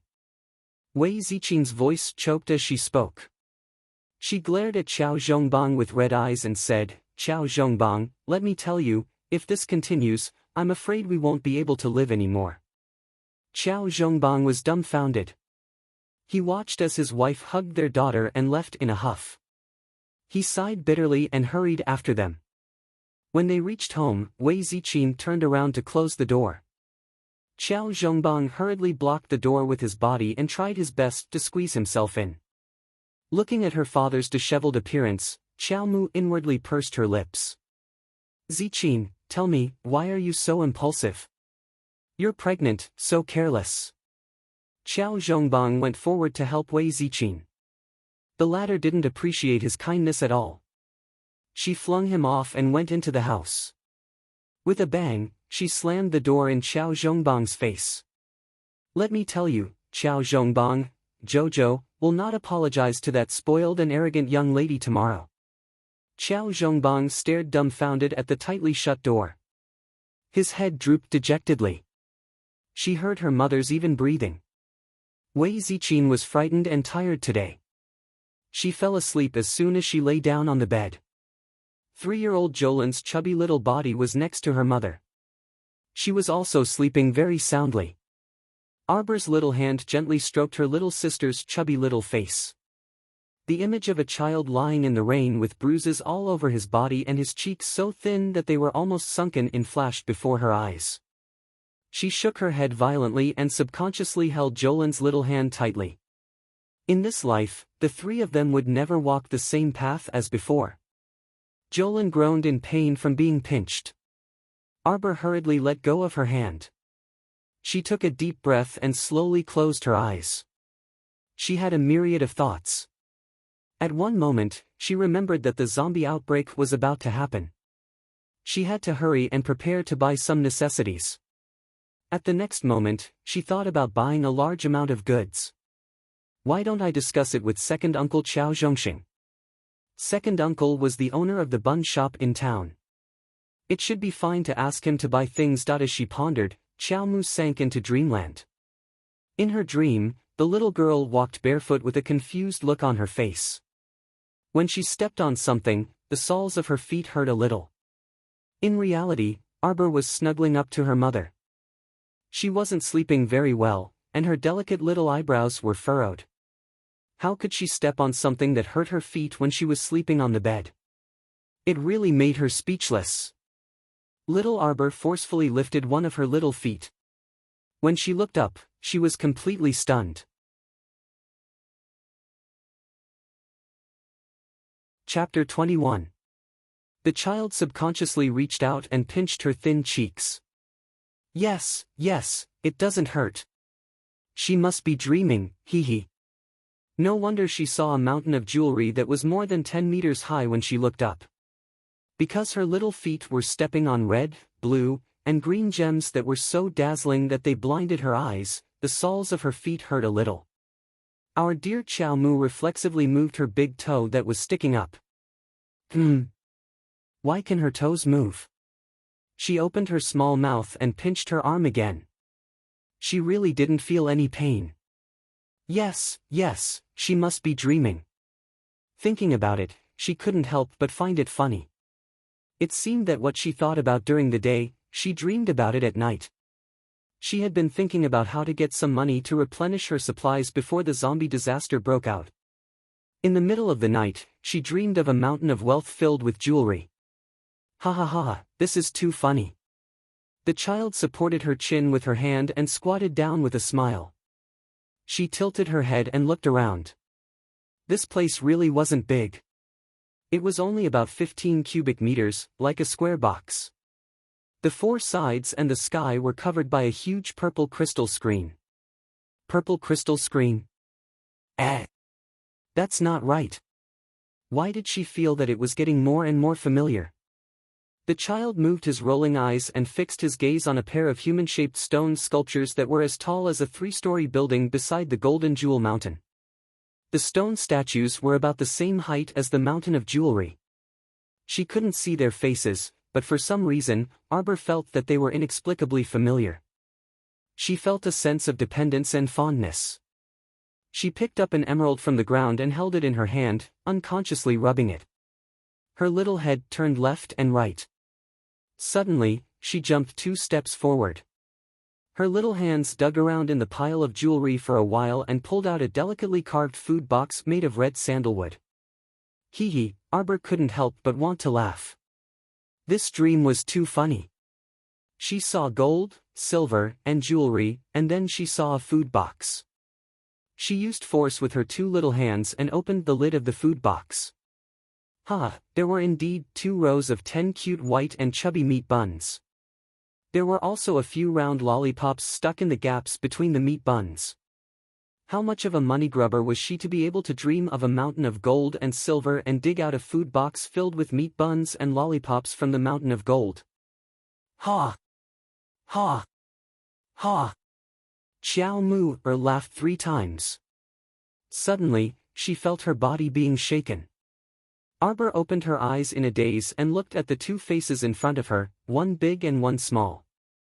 Sister, what kind of sweet dream are you having? You just said. Ha! I see meat buns. Qiao Mu's head. Qiao Mu, Qiao Mu, Qiao, Qiao, Qiao, Qiao, Qiao Qiao, Qiao Qiao, Qiao Qiao, Qiao Qiao Qiao, Qiao Qiao Qiao, Qiao Qiao Qiao, Qi Qiao Qiao, Qiao, S. Ft. On the side, Wei Ziqin could not hold back her laughter. She picked up her chubby youngest daughter and held Qiao Mu's hand to pull her up. Qiao Qiao is having a sweet dream, right? Come on, we have to get up. Mother will go out to prepare breakfast. Jojo, take Xiao Lin to wash up. After Wei Ziqin finished speaking, she got up, pushed the door open and left, leaving the little fatty Jolin behind. He shook her hand with all his might, trying to pull her off the bed. Sister! Wait! Xiao Mu sat cross-legged on the bed, motionless. She closed her eyes and breathed in silence, shutting off her 5 senses as she guided a weak mystic energy to slowly circulate through her newly opened mystic meridians. This profound vein was extremely small and weak. Among the various tendons in the body, it was so weak that it was negligible. However, this was a necessary path to embark on the path of a mystic cultivator. Many people stopped before the mystic veins and were unable to step through the threshold of a mystic cultivator for the rest of their lives. Arbor held his breath and concentrated. He gathered this weak Xian energy into a strand and rushed it to the space between his eyebrows, turning it into a thin strand of Xian sense. Chapter 22. Arbor was a bit excited. She didn't expect that she would be able to condense mystic energy between her brows and transform it into mystic conscious in an instant. In her previous life, she remembered that she had spent a total of 7 days, day and night, before she finally condensed her profound energy into profound consciousness. The teacher who guided her even said that this kind of aptitude was considered not bad, and that her speed of condensing profound consciousness was more than 3 times faster than ordinary people. Only those who could condense mystic conscious could be considered to have truly stepped into the ranks of mystic cultivators and be able to use mystic conscious to open the door to their own inner world. Otherwise, if a mystic cultivator couldn't even open their own inner world, they would be a laughingstock. At this moment, the instant Arbor's mystic conscious formed, the excess mystic energy all retreated back to the mystic domain in the center of her lower abdomen. The mystic domain that her eyes could see now was only the size of an olive pit, so the mystic energy it could store was naturally pitifully little. Arbor secretly estimated that her current cultivation was probably around level 3 mystic cultivator. However, with her current age, a level 3 mystic cultivator was definitely an existence that would make everyone's jaws drop. In her previous life, the importance of mystic conscious was only recognized in the later stages of battle. Many great mystic cultivators who had already stepped into level 10 had devoted themselves to researching how to strengthen mystic conscious and expand their inner world. Mystic conscious was condensed from mystic energy. If a person had 100% mystic energy, the mystic conscious they could condense would definitely not exceed 10% in the initial stage, and their inner world would naturally be pitifully small. However, through research in the later stages, mystic conscious could slowly increase through continuous training and strengthening. If a level 3 mystic cultivator's mystic conscious could reach 30% of mystic energy, it would definitely be much more powerful than someone with 10%. In battle, regardless of whether it was the speed or strength of mystic energy exerted, the two could not be mentioned in the same breath. At this moment, Arbor could clearly see the thin mystic conscious condensed in her mind gradually transform into a pair of frail little hands that forcefully pushed open a large door filled with white mist. Then, that pair of little hands transformed into a barefooted little person that shuffled through the door with great familiarity.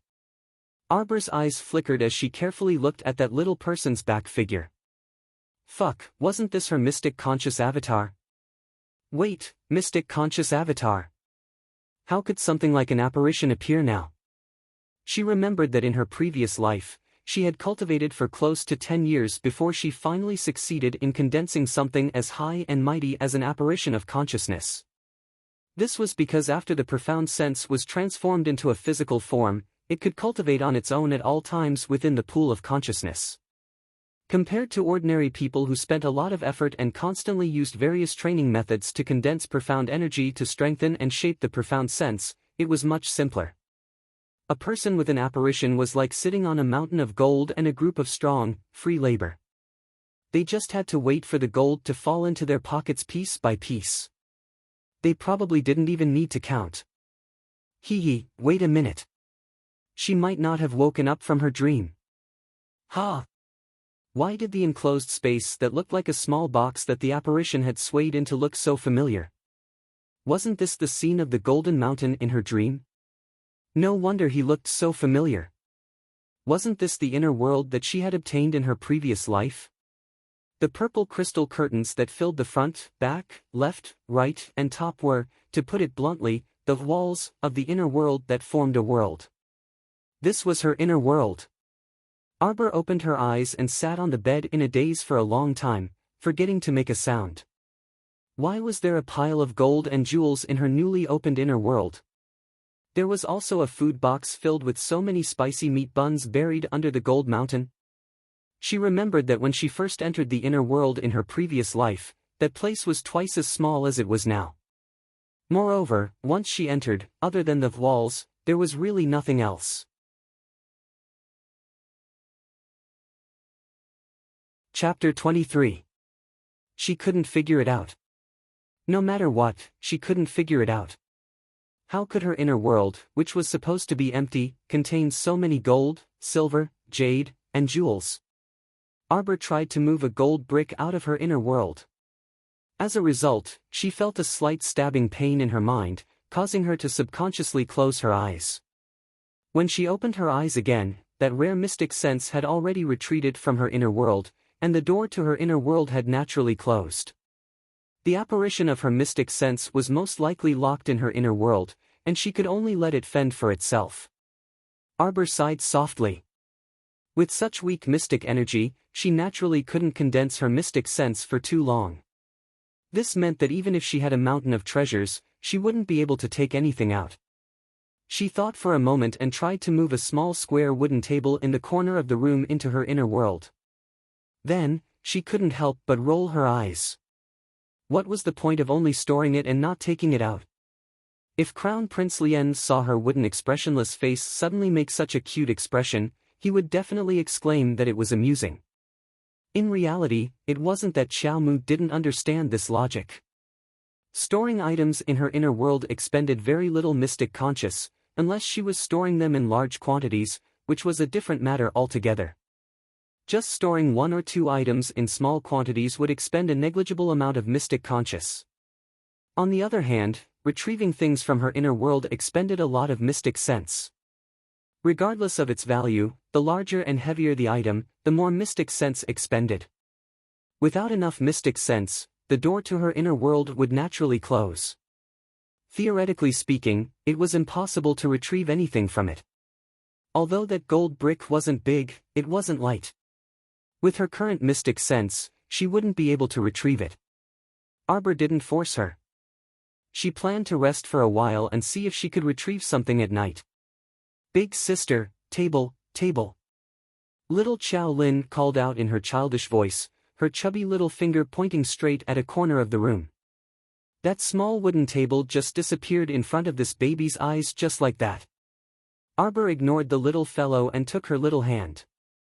The two sisters casually washed up and left the room. As soon as they stepped out of the door, they saw second Uncle Chao Zhongxing sitting at the dining table at the entrance of the courtyard. He smiled and waved at the two sisters. "Jojo, Shaolin, come and eat porridge." Arbor's face was expressionless, but he was secretly happy. He thought that he would find a way to talk to his second uncle alone later. However, the good times didn't last long. Just as the two sisters picked up their bowls and took 2 mouthfuls of porridge, the peaceful and serene morning light was completely broken by a bang. Wei Ziqin hastily dashed out of her room, and she immediately saw Su Jiao leading 2 brawny men into their courtyard. "Sister-in-law." Qiao Zhongbang stood up from the table with a slightly awkward expression. He looked at the 2 brawny men behind little Aunt Su Jiao and hesitated to speak. On the other hand, it was second Uncle Chao Zhongxing who slammed his chopsticks on the table with a bang and bellowed, "Su Jiao, what are you doing? You came to Big Brother's house in broad daylight, and this is how you break in without being invited?" "Big Brother, second brother, I'm really sorry. It wasn't me who wanted to come. It was elderly lady who ordered me to escort Arbor to Long Gate Inn to apologize to Miss Liu." Su Jiao flattened her bright red lips and slanted her eyes at the 2 brawny men behind her. "What are you waiting for? Do it. Su Jiao, you're deliberately coming to provoke us." Second Uncle Chao Zhongxing immediately stood up. Seeing the brawny men step forward to grab Arbor, Chao Zhongxing didn't say another word and punched the brawny man's cheek. The brawny man covered his face in pain and took a step back. Wei Ziqin rushed forward with a pale face and pulled Arbor into her embrace.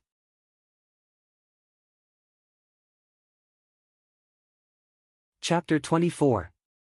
What a clown! Arbor swept a dismissive glance at Su Jiao, but Wei Ziqin hastily pushed her daughter behind her as if she was facing a great enemy. Su Jiao, don't go overboard. Qiao Zhongxing angrily rebuked with a taut face. Second brother, I won't be happy if you say that. I also received elderly lady's orders to come and handle this matter. Su Jiao pursed her lips impatiently. If this matter isn't handled well and elderly lady blames us, will second brother take responsibility, or will eldest brother and sister-in-law take responsibility? Just as Wei Ziqin was about to speak, a soft and small hand pressed down on the back of her hand. Arbor walked out from behind his mother and stood in front of Su Jiao. He said apathetically, "Wait for me." The adults looked at each other in dismay. Arbor's small figure circled around the woodshed before quickly appearing in front of Su Jiao again. "We can go now." Su Jiao was stunned. Wei Ziqin was even more anxious as she went up to grab her daughter. "Jojo, you can't go with them. They want to force you to apologize to Miss Lu." How could she allow her daughter to take risks by herself again? Why did such a young daughter have to bear such great pressure? There were so many people from the Heavenly Tao sect gathered at Long Gate Inn, yet her daughter was all alone at such a young age. How could this do? "Don't worry, mother." Arbor nodded slightly at Wei Ziqin before turning to Qiao Zhongxing. "Second uncle, I'll be back soon." Afterwards, she raised her leg and kicked the calf of a burly man on the left. She put her hands behind her back and raised her chin slightly as she coldly said, "What are you spacing out for? Lead the way." Qiao Zhongxing was instantly amused. His little niece was so small, but when she put on airs, she was really quite impressive. The burly man who was kicked was secretly shocked. He only felt that the little girl's seemingly light kick made his calf sore and painful. When he took the time to sneak a glance, he found that his calf was already bruised and purple. The shock in his heart grew even greater. Su Jiao followed him out the door and lightly coughed. She swept a rather uncomfortable glance at Arbor. "What did you do in the woodshed just now?" Arbor glanced at her casually. "Of course I can't leave empty-handed when I'm visiting someone else's house. What a disgrace to your Qiao family." Su Jiao was instantly a bit surprised. "So you're saying that you've even prepared a gift?" Arbor ignored her. This child probably wouldn't talk more than 3 sentences. If others asked too many questions, she would be too lazy to answer. There was only that one inn in the entire Quoto village, and it was located at the entrance of the village. It couldn't be said to be very luxurious, but there were still quite a few people coming and going to stay there. Su Jiao had the 2 burly men stay outside Long Gate Inn while she led Arbor inside. After asking for the Heavenly Tao sect's Miss Lu's room, she brought Arbor to the elegant room on the 2nd floor. There was no one in front of Lu Yexin's door. Presumably, the other disciples of the Heavenly Tao sect were resting in their own rooms. Su Jiao reached out to push Arbor.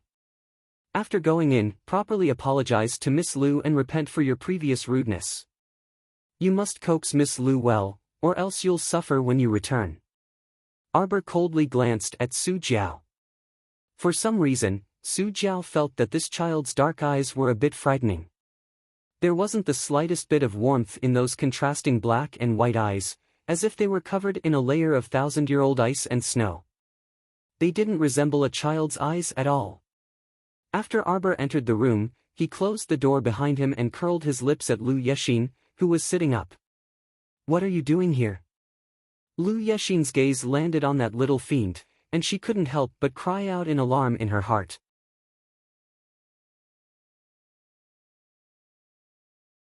Chapter 25. Arbor's small hand loosened, and a moderately sized brick slid from her sleeve into her small hand. Then, without another word, Qiao Mu strode forward and viciously smashed the brick against Lu Yexin's head. Lu Yexin's squeal, which sounded like a pig being slaughtered, came from inside the room, causing Su Jiao, who was standing at the door, to have a bad premonition. Just as she was about to push open the door and enter, she saw the door being pulled open from the inside. Qiao Mu turned her head back into her sleeve and calmly walked past Su Jiao. Question mark. Su Jiao's face was full of question marks. When she turned around to take a look, she instantly revealed a horrified expression. Could that disheveled and bloody woman who wandered down from the bed in the room be that Miss Lu of the Heavenly Tao sect? Heavens, what kind of sin did she commit?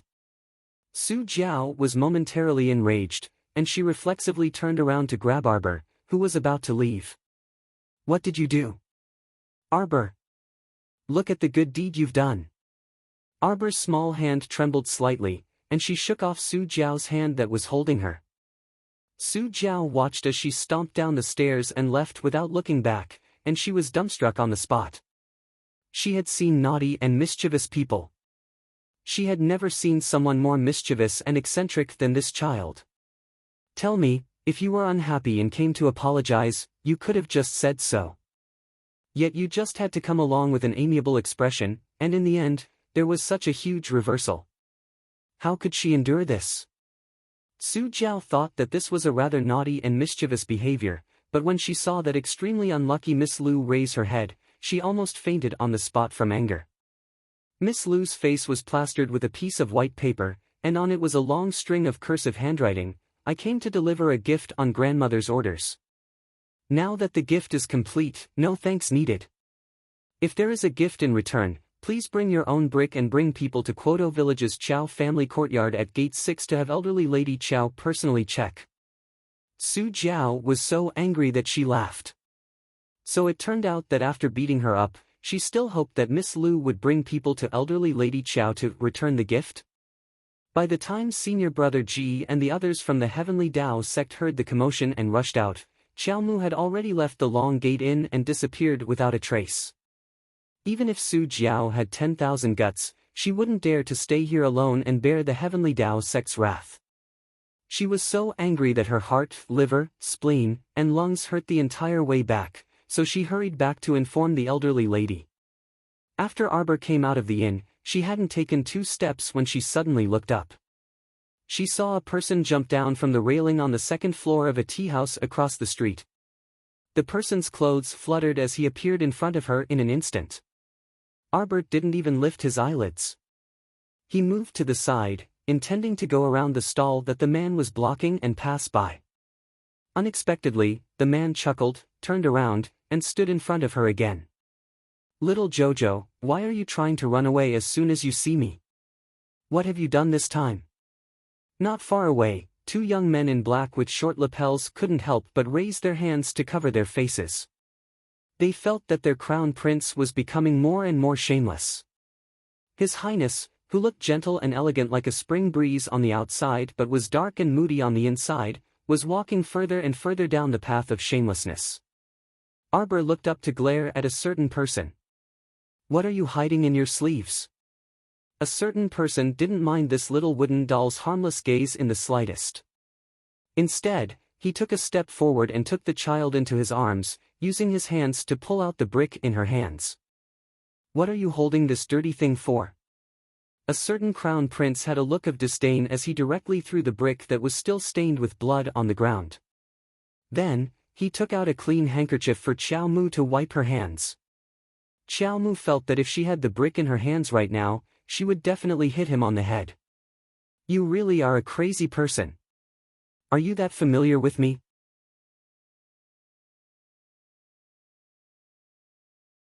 Chapter 26. How are we not familiar? Look. This is already our 3rd chance encounter. Mo Lien blinked, and her hands paused. She suddenly recalled that in these 3 encounters, it seemed that she had coincidentally witnessed the child's violent acts each time. This is probably fate preordained by the heavens. Mo Lien said with a chuckle. With a light flick of her finger, a 5-finger wide, 7 cun long black object inexplicably appeared in her hand. It was shaped like a ferrule. In the future, use this to hit people. It's nimble and handy. Mo Lien handed the ferrule to the child and cast a disdainful glance at the brick on the ground. Don't use such a dirty thing. It'll fall apart after 2 hits, so it's not easy to use. This is good, it's very sturdy. Don't worry about hitting it, it won't break. The two accompanying youths in black almost fell to the ground. Such a small seedling, yet you're courting disaster by leading it astray. Is this really good, Your Highness? That feral looked black and very cold, but it was very warm to the touch. There wasn't the slightest bit of bone-chilling coldness. Holding it in the palm of her hand for a while, she actually felt a trace of warmth. Although this crown prince was a bit neurotic, the things he took out were really good things. For example, the medicine from before, and also this feral. If she didn't guess wrongly, this feral should be a profound weapon, and its level was very high. At least, with her current level of a level 3 mystic cultivator, she simply couldn't discern the level of this profound weapon. Profound weapon masters had long been submerged in the torrent of Seacone Planet's history. In the past 100 years, a profound weapon master had never appeared on Seacone Planet, not even a level 1 profound weapon master. Many people said that Seacone Planet's soil and water weren't good, so it couldn't produce a profound weapon master. Some also said that it was because there weren't any forging materials. In short, although this whatever crown prince in front of her didn't seem very reliable, the things he took out were really very likable. Xiao Mu's face was taut, and she didn't say anything as she silently stuffed the feral into her sleeve. Looking at this child with an awkward personality, Mo Lien almost laughed out loud. Do you know how to use it? Mo Lien carried a certain child as she walked forward with a grin, explaining to her how to use the profound armament in a soft voice. This is a 12th level profound armament. Originally, with your current profound energy, you shouldn't be able to use it. However, I have sealed a portion of its power and temporarily suppressed it to a 3rd grade profound armament. As your strength increases, so will it. Infusing it with profound energy, you will slowly discover some unexpected uses. You can give it a name. Mo, yes. Are you sure you didn't just casually come up with a profound armament?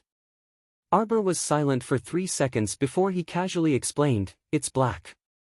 Mo Lien. After a while, the black ferrule in the child's sleeve emitted a faint ink-colored brilliance. Mo Lien lowered her head and glanced at him, a hint of emotion flashing through her eyes. This child was really smart. He silently released his own Xian energy into the Xian armament and easily obtained the Xian armament's approval. What's your name if you look white? Whitey. Huang. Huang. Alright. Mo, this name wasn't bad. At least it wasn't black. The corner of Mo Lien's mouth twitched slightly, and she didn't know whether to laugh or cry as she glanced at the little fellow.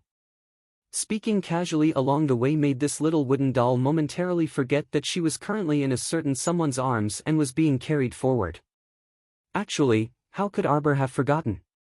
She was simply shocked to the point that she hadn't recovered her senses yet. A 12th level profound armament. This whatever crown prince used a 12th level profound armament right off the bat. She hadn't even seen a 12th level profound armament in her previous life until she died. Okay.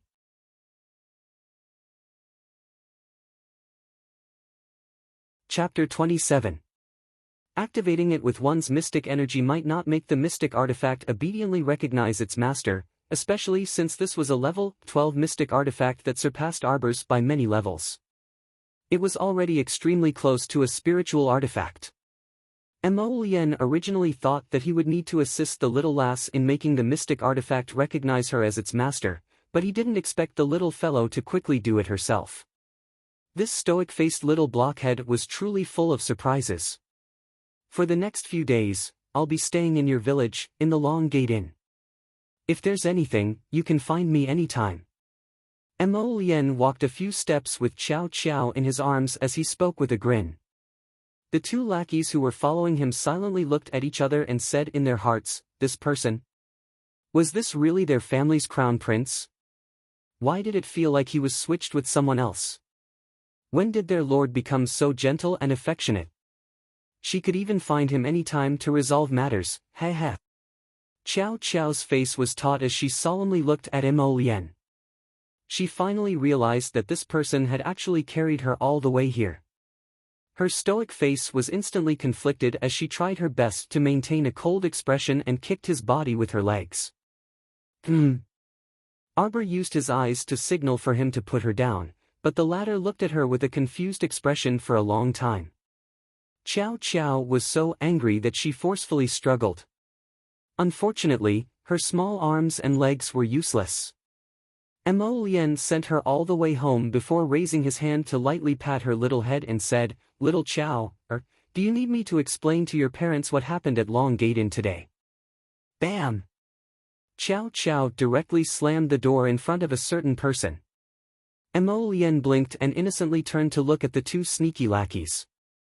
"Say, do you think little Chow dislikes me a little?" "How is it a little?" "It's a lot of dislikes, all right, Your Highness."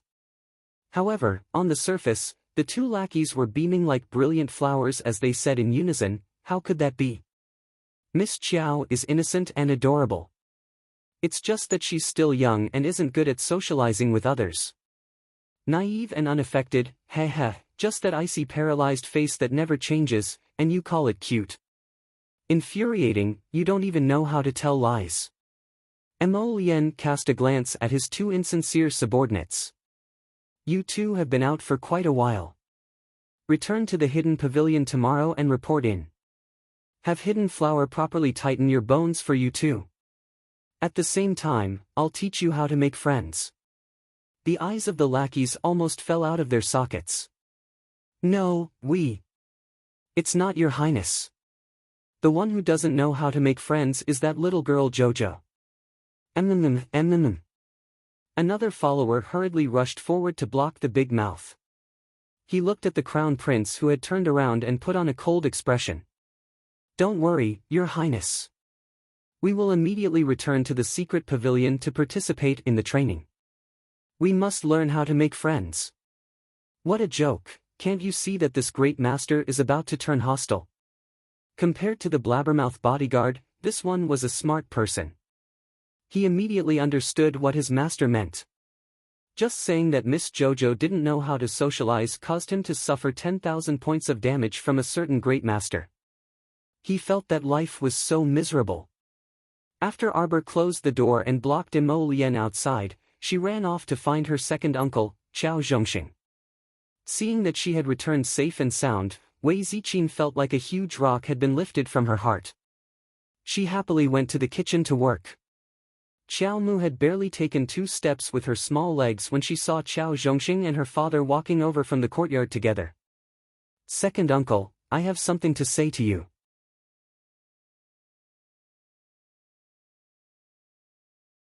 Chapter 28. Jojo. Xiao Zhongbang was just about to ask his daughter about the situation at the Long Gate Inn, but unexpectedly, his daughter didn't even look at him. Instead, she pulled her second uncle and turned around to run. Okay, Jojo, slow down a bit." Chao Zhongxing was pushed to the side by a pair of small hands onto a stone bench. He somewhat amusedly looked at his niece's serious and tight little face. "Second uncle, can you help me buy a lot of supplies?" Hating her small arms and legs, she was really too small. Some seemingly simple things were really difficult for her age. Chao Zhongxing was slightly surprised. "Jojo, you want to buy things? You want to buy?" Arbor stretched out his hand and placed the box containing 300 taels of gold and 2 bags containing 100 taels of gold in front of Chao Zhongxing. "Second uncle, here are 400 taels of gold. I need you to help me buy a lot of food. It's best if the meat and poultry are raw. I want all kinds of grains, fruits, and the like. In addition, help me find a blacksmith uncle to make 3 of the most durable and comfortable carriages. Also, help me make a batch of pig iron arrows, 10 bows, and 50 swords. That's all for the time being. This is the blueprint for the carriage. Also, second uncle, help me buy 6 fast horses. At least 500 arrows. 800 arrows. If the blacksmith uncle at the village entrance doesn't have enough time, help me buy them from the blacksmith shop in the nearby village." Chao Zhongxing stared blankly at this child. He subconsciously reached out to touch the child's forehead. "It's not hot. It's not hot. Why is this child's mouth full of nonsense?" "Second uncle, I'm very clear-headed, and I also know what I'm talking about. Arbor pulled down Qiao Zhongxing's hand and firmly looked at Qiao Zhongxing. Second uncle, according to your calculations, 400 taels of gold, excluding the weapons and the cost of the 3 carriages, the remaining money to buy food and meat. How long can it support my family, you, and brother Xiaohu? Qiao Zhongxing stared blankly for a long time, not knowing whether to laugh or cry. Jojo, you want to build carriages, arrows, and swords, what do you want to do? Could it be that you want to rebel? You want to overthrow the Imo family's rule? Qiao Zhongxing was amused by his own stupid idea. Arbor turned a deaf ear to his question and continued to ask, Second uncle, can this food last for 3 months? 3 months, of course. Is more than enough. Qiao Zhongxing inexplicably took over the little fellow's words. But the 800 arrows and swords you mentioned may not be completed in a few days. 10 days. Second uncle, I want all of these things in 10 days at the latest. Second uncle's bun shop will be temporarily closed for the next few days. Bring brother Xiaohu to my house. I'll have to trouble second uncle to run around these days. Not at all. Qiao Zhongxing was stunned after saying that. Why did he follow the little fellow's rhythm and agree all the way? No, Jojo. Can you tell second uncle? What do you need these things for? Also, apart from those carriages, horses, sabers, and swords, the remaining gold is enough to buy all the grains in 2 to 3 nearby villages. Little guy, you need so much grains. Have you discussed this with your parents? Zhang Tai asked. When did this child become a foodie? Arbor pushed the 400 taels of gold into Qiao Zhongxing's hand. Second uncle, set off in the afternoon. When you buy everything back, I'll tell you the reason.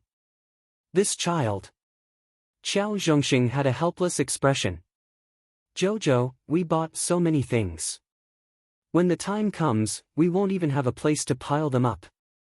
Second uncle, you forgot that we mystic cultivators have our own inner worlds.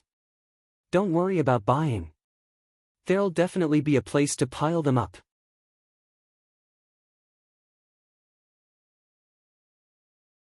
Chapter 29. That's right. Qiao Zhongxing slapped his thigh. At the mention of mystic cultivators, he danced with joy again. Alright, Jojo, let's not wait until the afternoon. Second uncle will go handle this matter now. Their little Qiao was the first 7-year-old mystic cultivator to appear in old Qiao's family in several hundred years.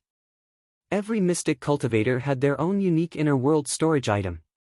There weren't many people in the entire Sikong planet who could possess such a high-end item. Qiao Zhongxing was duped by Arbor just like that, and he happily went out to purchase items with 400 taels of gold. Little did he know that he had long forgotten that a mystic cultivator's inner world was usually only 3 to 5 cubic meters. How could it possibly store so many things? Arbor heaved a sigh of relief. Entrusting this matter to second uncle was the most dependable. No matter what second uncle did, he was very serious and honest. Since she said she needed 800 arrows, he wouldn't give her 799. There were only 14 days until the zombie outbreak. As long as she finished preparing the supplies within 10 days, she would have enough time to bring her mother and younger sister to the nearest Shizhou city to temporarily settle down. Compared to Quoto village, which was the first to be affected and had no ability to resist, Shizhou City was second to none in the vicinity in terms of defensive forces and supplies. It could be said that it was the best refuge at the moment. Most importantly, Shizhou City wasn't far from Quoto village, so it would only take 2 days to get there. After assigning tasks to second uncle, Arbor felt much more at ease. She decided to make a trip to Auntie Wu's house tonight and have a good chat with her about life. So tired. I feel like I've finished talking to second uncle for an entire year. Arbor lazily slumped on the recliner in the courtyard. She propped up her chin with one hand and quietly let her mind wander. When Qiao Zhongbang entered, he saw his daughter slumped on the bench in a daze with a wooden expression. Jojo, time to eat. Qiao Zhongbang took 2 steps forward and was about to reach out to carry his daughter when he saw the little fellow jump off the bench and run toward the dining table without looking back. Qiao Zhongbang couldn't help but be stunned. He finally realized in hindsight that the little girl seemed to have started to dislike him, her father, since an unknown time. Her behavior couldn't be more obvious. She was quite cold and even ignored him as her father. Many times, if Wei Ziqin wasn't around, she wouldn't even bother to say half a word to him. Qiao Zhongbang came to the table and sat down. The family of four ate in silence. Wei Ziqin put food in Arbor Qiao Zhongbang's bowl from time to time. Qiao Zhongbang and Qiao Zhongbang ate by themselves, as if the head of the family was excluded. Ziqin. Qiao Zhongbang felt that his voice was a little hoarse. Wu Yanjun said that she has already contacted that family. Another day, she will be able to. Mother, I heard that Ergu's younger sister was sold to a family by her parents. Brother Ergu secretly went to town to visit his younger sister not long ago. He said that the madam and young miss of that family treated him like a cow and scolded and ordered him around all day. Sister Ergu has endless chores every day, but her body is riddled with scars and bruises. Wei Ziqin's pupils visibly contracted. She abruptly threw down the chopsticks in her hand and directly pulled Qiao Zhongbang's arm to turn and leave. Ziqin. Qiao Zhongbang abruptly stood up. Wei Ziqin turned around and roared at him, I can raise my own daughter. Don't make your elderly lady worry about other people's affairs. Don't think that I don't know that Wu Yanjun isn't a good person at all. She and your good sister-in-law Su Jiao are jackals of the same lair. If she wants to earn commission from my daughter, she can dream on.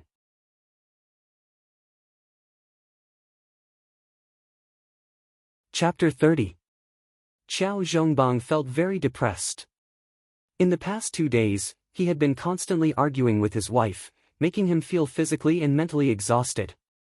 In addition, his daughter wasn't very close to him, so he couldn't help but secretly reflect in the depths of his heart, wondering if he had really done something wrong.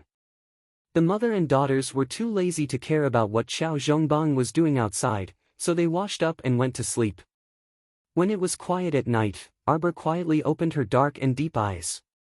She turned her head to look at her mother and sister who were sleeping soundly. Gently lifting a corner of the quilt, Arbor's nimble figure passed through the window. Under the moonlight, the shadows of the trees swayed, but the window didn't move at all. Only a faint ray of moonlight fell on the bed where the mother and daughter were sleeping. Wu Yanjun's mansion was located at the eastern end of the village. It was surrounded by a brick wall that was about the height of a person, and there were several very tall trees planted inside. Arbor's ghostly figure quietly stood at the corner of the wall for a long time. She slightly narrowed her eyes, and with a tap of her foot, she easily jumped up and steadily landed on the top of the wall. Wu Yanjun's courtyard was 4 or 5 times the size of her house.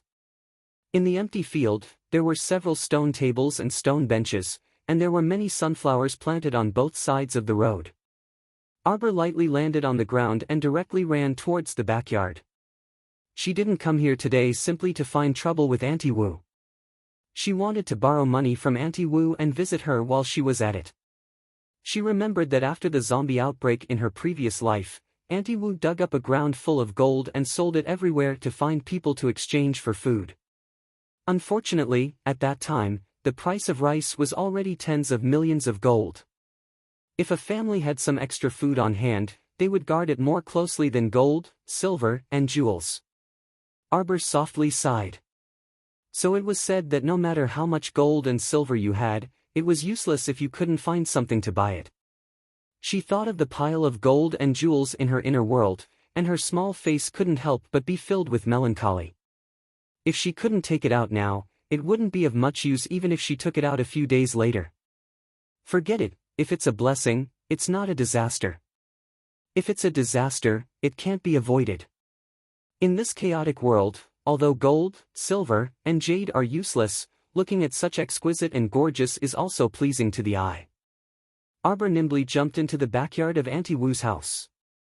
He circled around the yard, walked a few steps south from the corner of the wall, then turned back and walked a few steps before he stood still. He pointed his feet on the ground and drew a square rectangle. A cold smile appeared on his small face. Auntie Wu would never have dreamed that the gold in her backyard would disappear overnight. A total of 900 taels of gold. For a village woman, the speed at which she amassed wealth was quite astonishing. Arbor stuffed the 900 taels of gold into a bag and threw it over his shoulder. Carrying the heavy bag, he jumped onto the wall of Wu Yenjin's house. He turned around to take a look, and the corners of his mouth curled up slightly. A few minutes later, Wu Yenjin and her husband were woken up by the fire outside and jumped out of bed in horror. When they opened the door, they were stunned by the scene before them. Jojo!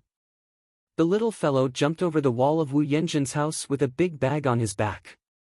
He saw under an old tree not far away, a white-robed, black-haired youth with a smile in his eyes waving at him. Arbor almost slipped and fell to the ground. He secretly cursed in his heart and cursed, God of Plague.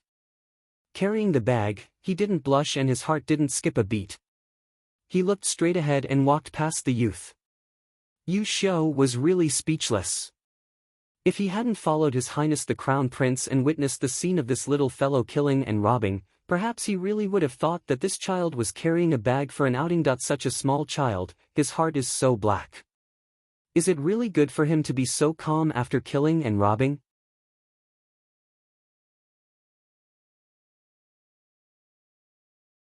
Chapter 31.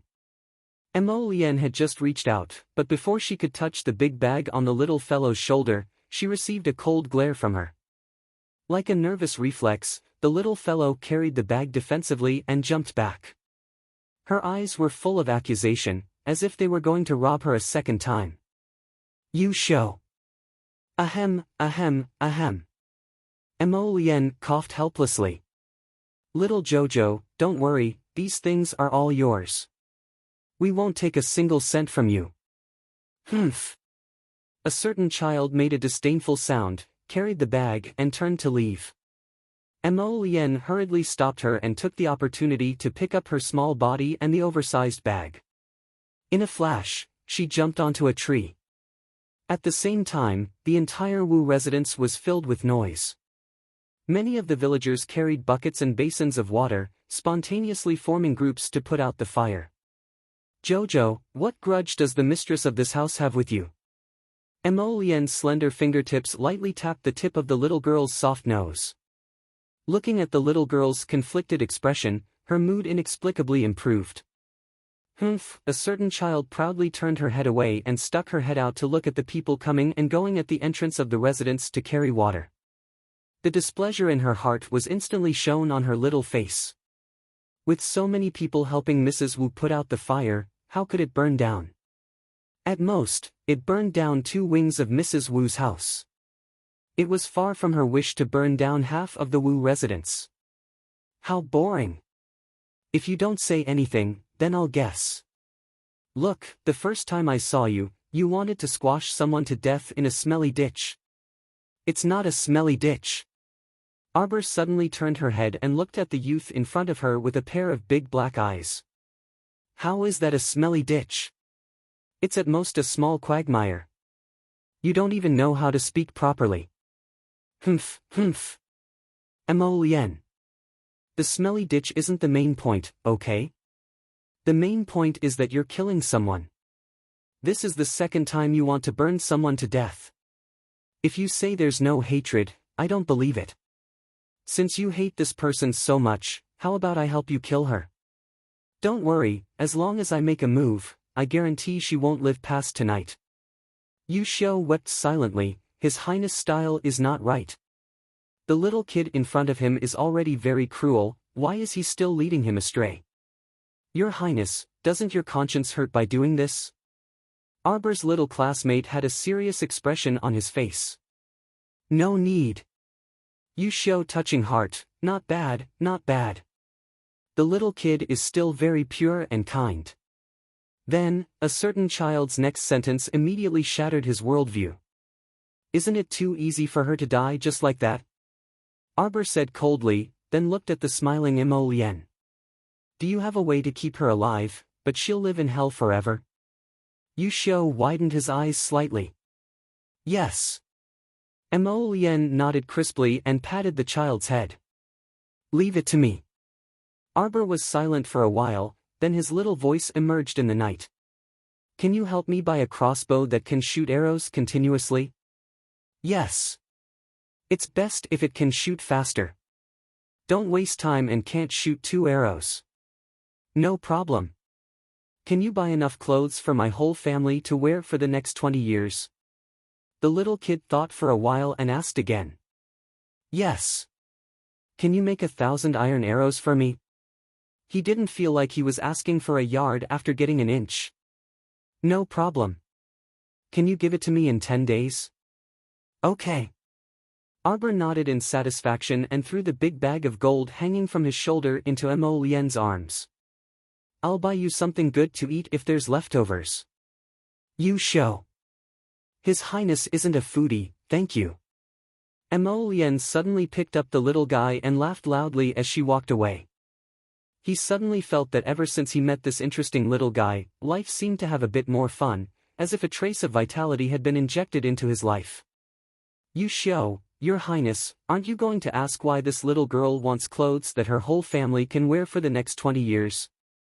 So, that strange little girl killed and set fire to tonight's house just to take out gold to buy clothes for their family for the next 20 years? Ugh.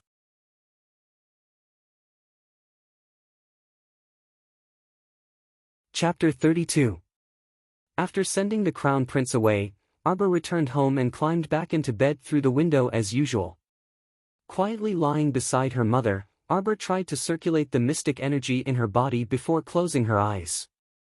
She condensed it into mystic consciousness and opened the door to her inner world. That pile of glittering jewels and gold almost blinded her eyes. Our dear Xiao Mu sighed and tried to circulate her mystic consciousness to move a small piece of gold. However, her head hurt slightly again, and the door to her inner world closed with a bang without hesitation. Before it closed, she could see the apparition of her mystic consciousness lying steadily on top of the pile of jewels, not moving at all. It was as if she was completely paralyzed on top of a mountain of gold and silver. The corner of our dear Xiao Mu's mouth faintly twitched. She remembered that the apparition of her mystic consciousness in her previous life wasn't like this. That year, she spent nearly 10 years and finally succeeded in condensing her apparition of mystic consciousness with great difficulty. This little person in her inner world was in a state of cultivation all day and night. How could it be so tired and lazy as to lie on top of a mountain of jewels and gold? The child sighed helplessly. It seemed that it was impossible for her to move some gold bricks to use in the near future. With a melancholy expression, the child fell asleep in a daze. The next day, she woke up near noon. She turned over and sat up. Looking at the bright sun outside, she was momentarily dazed. Why did she sleep for so long? Arbor reached out and knocked on her little head. She raised her head and looked at Wei Ziqin, who hurriedly walked in from the door. Jojo, hurry and get up. Your teacher Jiang is back. The school will resume classes tomorrow. Have you finished your homework? If you haven't, hurry and do it. School? For a moment, Arbor's expression was a bit sluggish. She felt as if she hadn't attended classes in 2 lifetimes. How would she know what homework was? To be honest, she didn't have much of an impression of what teacher Jiang looked like. Only when her mother mentioned him did she vaguely remember that she had attended the only school in the village, Tiny Herb Hall, when she was young. When Wei Ziqin turned around and saw her daughter's dazed look, she couldn't help but laugh. She went forward to make the bed and said, "Okay, hurry up and finish your homework." Previously, teacher Jiang's mother was sick and had been suspended for nearly 10 days. If you can't finish the homework assigned by teacher Jiang within 10 days. Oh no, what the hell is homework? She really couldn't remember. Speaking of which, did teacher Jiang assign homework 10 days ago? Isn't that right? She was planning to prepare everything today so that she could sneak into Hulun Mountain the next day and try to find the secret realm of Peach Blossom after exploring the area. This Master Jiang who had suddenly popped out of nowhere had completely disrupted her plans. Arbor's little face scrunched up bitterly. After eating, she hurried back to her room and rummaged for her so-called homework. After searching for nearly an hour to no avail, a certain child collapsed onto the bed. I'm not fucking looking anymore. At worst, I'll just go and be nagged by that teacher Jiang tomorrow. If she could see her current mischievous appearance, she would definitely be quite amazed. This was the appearance of the apparition of mystic consciousness that she had glimpsed in her inner world. There was no difference. Our dear Xiao Mu sighed for a while. Should she sleep for an hour before getting up to continue searching? However, she didn't expect that once she slept, she would directly sleep until evening. Moreover, her sleep was very restless. In her dreams, there seemed to be a golden thing that kept spinning and swaying in front of her eyes.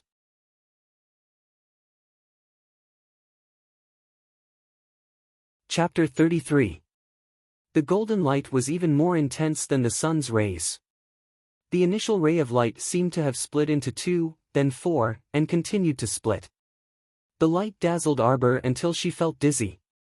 She struggled to wake up several times, but it was as if she was being held down by a gust of qi. No matter how hard she tried, she could not open her eyes. She was about to vomit from the dazzling rays of light. Her head was muddled and throbbing with pain. After an unknown amount of time, the rays of light in front of her slowly merged together and gradually transformed into a golden book that was half the height of a person. Xiao Mu was dumbfounded. She stared blankly for a while, practically unable to figure out if she was still dreaming or if she was actually experiencing it. At this moment, the golden light faintly dissipated. One by one, golden words slowly jumped onto the cover of the book, Golden Talisman Jade Tome. Arbor actually understood the 4 large, flamboyant words in an instant. Golden Talisman Jade Tome. Could it be that she was still dreaming about this strange situation? The golden book flipped to a page on its own. Lines of small words appeared behind it, floating and disappearing at an extremely fast speed. Fortunately, Arbor's eyesight was superior and she could read 10 lines at a glance. The small words read, "At the beginning of all things, it carried the 2 energies of yin and yang. Interconnected and integrated, it nourished heaven and earth. If it did not connect, it would produce evil spirits. At the beginning of the universe, heaven and earth contained a vast divine power. The Golden Talisman Jade Tome was born at the same time as heaven and earth. Guided by divine power, it recorded the all-powerful talisman technique. Its attack could slaughter all things, and it could trigger the 2 evils of yin and yang. In the blink of an eye, cities would be destroyed and all things would wither. Its defense could stabilize divine sense and automatically activate the power to protect the divine soul. It could soothe all things in heaven and earth, and bring spring to withered trees. Arbor, what a good dream. This Golden Talisman Jade Tome or whatever, it sounded like it was real. It might as well just say that it was invincible in both offense and defense. What was the vast divine power? What the hell was divine sense? Divine soul? Was there such a strange thing in this world? This was the first time he had heard of such a strange string of words. This lousy book, it didn't even know how to make it up properly. She could still believe it a little if it said that it could activate mystic energy and protect mystic consciousness. She could be considered as someone who had lived 2 lives. It wasn't that she hadn't seen a powerful talisman grandmaster in her previous life. However, there were only a few talisman grandmasters in this world. They were all old men who were hundreds of years old. The only talisman patrician family on Seikong planet was far away in Guanlan City.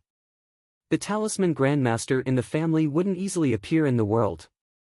Moreover, talisman techniques were passed down from generation to generation, so there were even fewer talisman masters than mystic masters. Although the art of talismans was rather mystical, there was no talisman master who could annihilate a talisman with a flick of his finger. If things went wrong, the talisman master might have only thrown out 2 talismans before the mystic cultivator rushed up and killed him in a matter of minutes. Where did the ability to destroy cities and wither all living things come from? Are you sure you're not joking?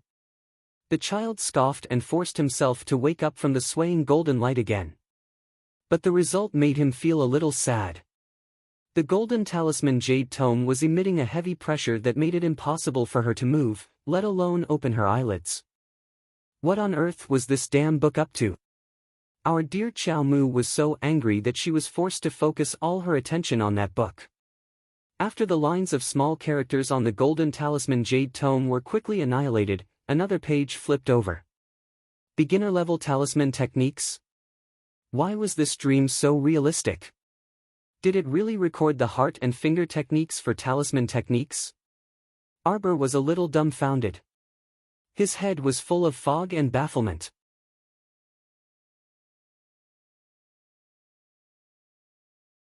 Chapter 34. When she wanted to take a closer look at it, she suddenly saw that large golden book suddenly fly up in front of her eyes. The golden book suddenly turned into powder. Layers upon layers of fragmented golden powder fluttered in the air and reformed into 12 jade slips. Like flowing light, they flew into her consciousness in an instant. Arbor immediately sat up from the bed with a whoosh. Her head felt as if it had been hammered by several large hammers for a while. It was so painful that her entire body was somewhat swaying. Arbor subconsciously reached out to hit her little head. Knitting her brows, she hurriedly sat cross-legged and pressed her hands down lightly. Her aura slightly sank as she condensed a strand of profound energy into profound consciousness. She carefully probed into her own consciousness, wanting to find out what was going on. With this look, the little fellow couldn't help but stare blankly. Other than the 12th grade feral that she had stored away earlier, her consciousness was originally empty. There were only a few strands of pitiful milky white profound consciousness that were about to die. They were like ghosts, drifting all over her consciousness. But now, what was going on with those 12 jade slips that had shrunk into a cylindrical shape? She remembered that this thing was definitely not something that she had stored into her consciousness on her own. So when she was unable to move and was paralyzed on the bed earlier, it wasn't a dream at all. Instead, there really was a foreign object that had brazenly barged into her consciousness? Strange. Arbor thought about it from beginning to end, but she still couldn't figure out where that golden talisman jade tome had come from. She had only been at home looking for homework and then lying on the bed to rest for a while. How could she have inexplicably obtained a talisman inheritance like this? Ever since she had been reborn, it seemed like everything had become a little off. First, her profound energy had awakened much earlier than in her previous life. Next, her inner world was greatly different from her previous life. There were even more inexplicable things in her inner world. Now, even her consciousness wasn't right. How could her consciousness have absorbed that golden talisman jade tome without any precaution? If by any chance this caused damage to her consciousness, she wouldn't even be able to find a place to cry. No. Shouldn't the main point be the origin of that golden talisman jade tome? How in the world did this thing suddenly run into her conscious? Xiao Mu struggled to open her eyes, but she did not think for more than 3 minutes before her entire body once again fell backward, paralyzed on the bed. He didn't know if it was because this book had suddenly flown into his sea of consciousness, but his head was still hurting. I really want to sleep. Jojo, Jojo. Get up. Get up. Arbor opened his eyes in a daze and saw his mother's enlarged face. Oh my God.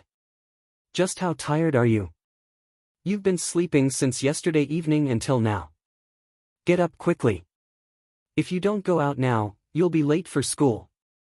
Wei Ziqing gently shook her little ignorant daughter, not knowing whether to laugh or cry. Arbor took a deep breath and slowly got off the bed. He punched the headboard with his small fist. Boom! What's wrong, Jojo? Wei Ziqing heard the sound when she stepped out of the door. She couldn't help but turn around to ask. Xiao Mu stretched out a pair of small claws to scratch her slightly stiff cheeks. She was about to go crazy from anger on the inside. Fuck me, this apparition of the mystic conscious is really something else. Whose apparition of the mystic conscious doesn't properly cultivate in their conscious for the entire night and only makes a fuss in their inner world for you? That strange apparition of profound consciousness also found a pen inlaid with gold beads from God knows where and spent the entire night scribbling non-stop in their inner world. Her head still felt like it had been hammered back and forth by dozens of large hammers. It hurt like hell.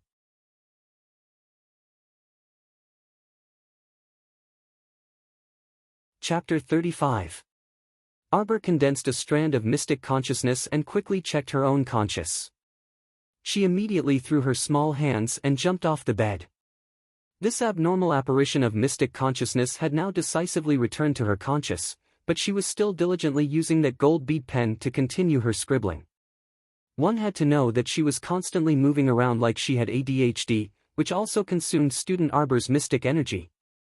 Couldn't she just stay in her conscious peacefully and peacefully cultivate her mystic senses like she did in her previous life? Why was she scribbling over there? Arbor covered her small face. She would naturally learn how to draw talismans when she had free time. The main job of the apparition of mystic consciousness was to cultivate mystic consciousness. Was there something wrong with this apparition of mystic consciousness? Instead of cultivating mystic consciousness, she ran all day to draw talismans. She really wanted to beat her to death. Arbor stepped out of the door. With a flick of her finger, 3 strands of faint white light swept past. After the white light dissipated, 3 thin talisman papers lay quietly in her palm. Learning the golden talisman Jade Tome's talisman technique wasn't a dream. At least, the apparition of mystic consciousness was still scribbling like a little lunatic. These 3 talisman papers were also strange. They fell from the first jade slip and should be something like a demonstration talisman. The ancient golden talisman Jade Tome was a friendly gift. The first one was a speed talisman. For 5 minutes, it could increase one's speed by 3 times. It was essential for escaping. The second one was a strength talisman. It didn't increase mystic energy, but the strength of an ordinary person. For 5 minutes, it could increase one's strength by 5 times. It would be easy to move mountains and rivers and kill a cow with 1 punch.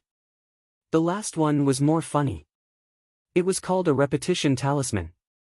As the name implied, it could continuously do the same thing for 5 minutes. This talisman? Arbor turned it over and over in her hand and looked at it. A faint smile flashed in her eyes. It seemed a little interesting. These 3 talismans were all beginner talismans. Beginner and intermediate talismans didn't require mystic energy to activate. They were also quite simple to use. Ordinary people could use them as well. If it was a high-level talisman, it could only be used by injecting mystic energy. The more powerful the talisman, the more mystic energy it would take to open it. Most ordinary people without mystic energy could only look at it and couldn't open a high-level talisman. High-level talisman masters were rare existences. In the talisman aristocratic family of Guanlan City, only 3 high-level talisman masters had appeared in the past 500 years. Of course, each one of them was a powerful figure. Arbor put the 3 talismans into her pocket and headed for Tiny Herb Hall with a bitter face. There were a total of 20 or so children in the village. The oldest was 15 years old and the youngest was 5 years old. They were all stuffed into Tiny Herb Hall. There were only 2 teachers in the hall. Those over 10 years old were taught by Master Tsen, while those under 10 years old were taught by Master Jiang. Tiny Herb Hall was on the west side of the village, and behind it was a small path overgrown with withered grass that led straight to Hulun Mountain. Xiao Mu planned to see if she could sneak up the mountain to scout things out. The little guy carried a bundle. As soon as he arrived at Tiny Herb Hall's entrance, he saw 2 porters carrying a bamboo rattan chair over. Sitting on the rattan chair was a little fatty around 9 years old. His chubby leg was propped up and he was happily gnawing on a chicken drumstick in each hand. 2 lackeys around the same age carried a few bags as they walked along the rattan chair. They held umbrellas and fanned themselves along the way. They smiled obsequiously and said, "Young Master Tao, are you hot? Young Master Tao, do you want some water?" "Chiao! Wood!" The young master sitting on the rattan chair suddenly shouted.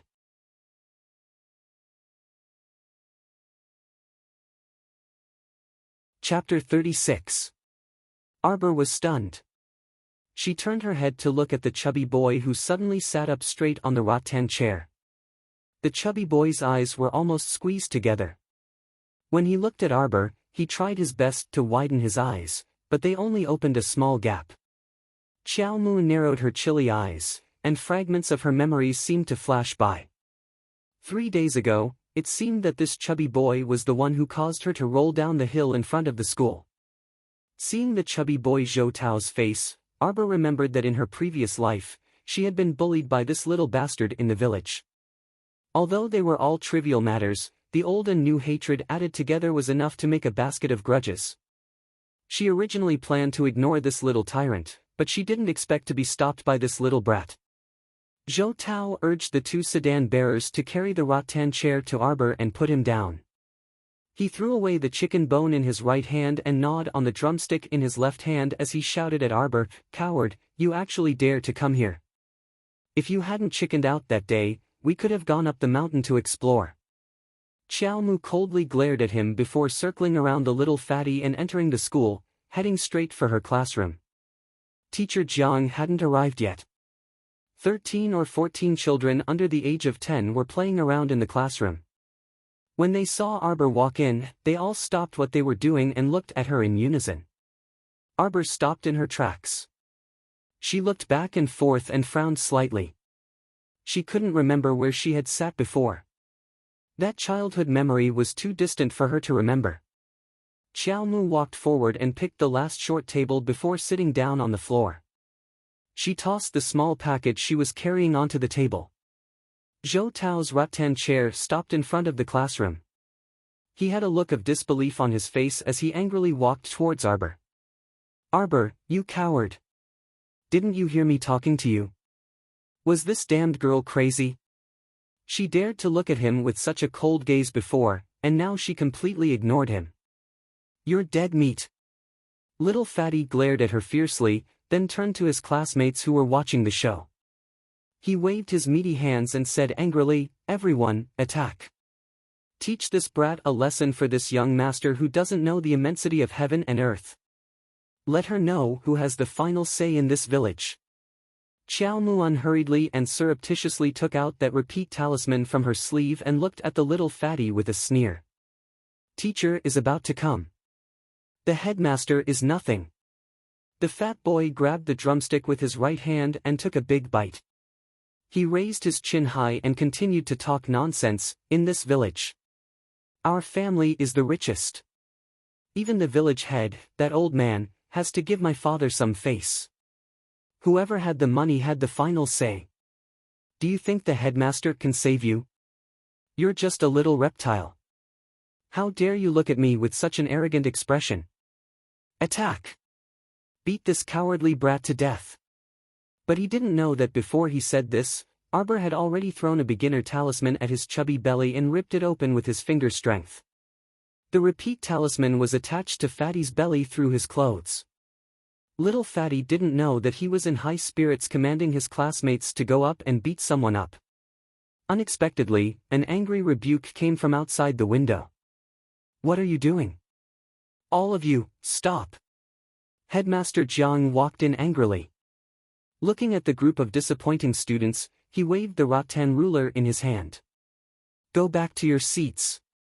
Fatty was dragged back to his seat with a face full of unwillingness. He turned around and glared at Arbor. Unexpectedly, the latter gave him a cold, wooden smile. In an instant, that smile was like a basin of cold water, directly splashing into the depths of his heart.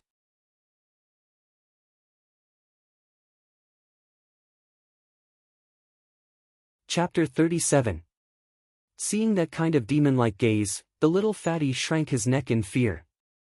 When he turned back to look, he saw that the little girl was expressionless. There was no trace of that terrifying aura. For some reason, the little fatty felt for the first time that the little girl quietly sat in the last row of the classroom, as if she didn't belong to this world. She was so ethereal that it was somewhat inconceivable. He rubbed his eyes and angrily turned his head. He looked up and saw Teacher Jiang's black face and didn't say anything. Teacher Jiang gradually became intoxicated by the poems and was in a wonderful mood. the students below were still quite well behaved. They shook their heads and recited the poems that teacher Jiang was teaching. However, this harmonious atmosphere didn't last for more than 3 minutes. Arbor's lips curved into a faint sneer. He silently counted down in his heart. 5, 4, 1. Bang! Little Fatty slammed the table and stood up. This fucking loud sound made all of his classmates who were reciting pause in shock. Teacher Jiang, who was intoxicated by the poems, opened his eyes. He looked at the impudent fat child with a stunned expression. Dang dang dang dang dang. The little fatty aggressively rushed in front of Arbor. He grabbed a handful of air with his right hand and fiercely chewed. He raised his chin high and looked disdainfully at him. Teacher Jiang is nothing. Everyone stared dumbfoundedly at the impudent little fatty. They all wondered if this little fatty was stupid. If Teacher Jiang wasn't present, then it was fine for him to act arrogantly. But now that Teacher Jiang was sitting there, he actually repeated the disrespectful words that he had said before without missing a single word. The group of kids under the age of 10 all looked at the brave warrior, little fatty, with eyes full of reverence. Before Teacher Jiang could fly into a rage, the two dumbfounded little lackeys hurriedly called out, Young Master Tao, and brought Zhou Tao back to his seat. Teacher Jiang took a deep breath. Seeing that the little fatty's father had paid for the renovation of Tiny Herb Hall, today, Teacher Jiang decided to swallow his anger. Go! Bang! The little fatty slapped the table and stood up again. He walked valiantly to Arbor and said, The headmaster is nothing. Pfft! This time, the little kids really couldn't hold it in any longer. Ha ha ha, they all burst out laughing. Why did they feel that little fatty Zhou was especially funny today? Ha ha ha ha ha. No matter how slow the little fatty was, he finally felt that something was wrong with his body. The feeling of not being able to control one's own body was truly terrifying.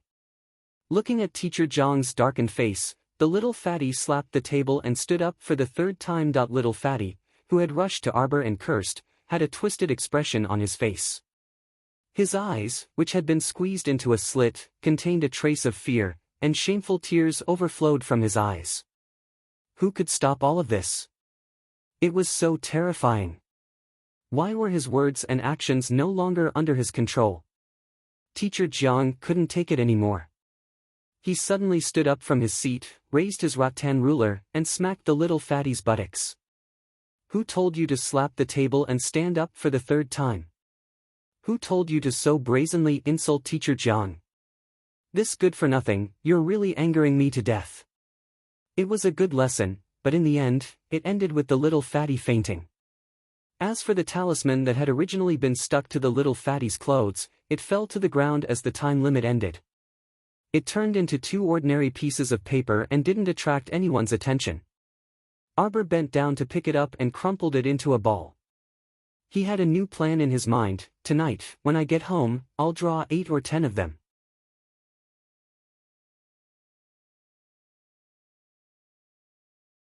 Chapter 38. The next day, our dear Xiao Mu went to school with 2 panda eyes, and on the way, she couldn't help but nag. Yesterday, when she went back, she spent quite a bit of time just asking her second uncle's brother Xiao Hu to buy talisman papers in town. After snatching the talisman brush from her apparition and chasing her away to cultivate her mystic sense, our dear Arbor didn't sleep for the entire night. She secretly drew talismans in the woodshed for the entire night, and out of a total of 30 talisman papers, 2/3 of them failed. In the end, Arbor drew 3 speed talismans, 3 strength talismans, and 4 repetition talismans. She felt that her life force for the entire day had already been exhausted in advance. Our dear Xiao Mu sat at the back of the classroom with one hand supporting her chin, and her entire being was a little drowsy. At this time, a commotion came from the door, and 2 little lackeys called out, Young Master Tao. Only then did Arbor realize that the little tyrant, Zhou Tao, had arrived. After being tormented so miserably yesterday, he still dared to come today. His courage was commendable. Arbor moved her little hand to her forehead, slightly turned her head, and swept a glance at the little tyrant from the corner of her eyes. Then, she was slightly startled.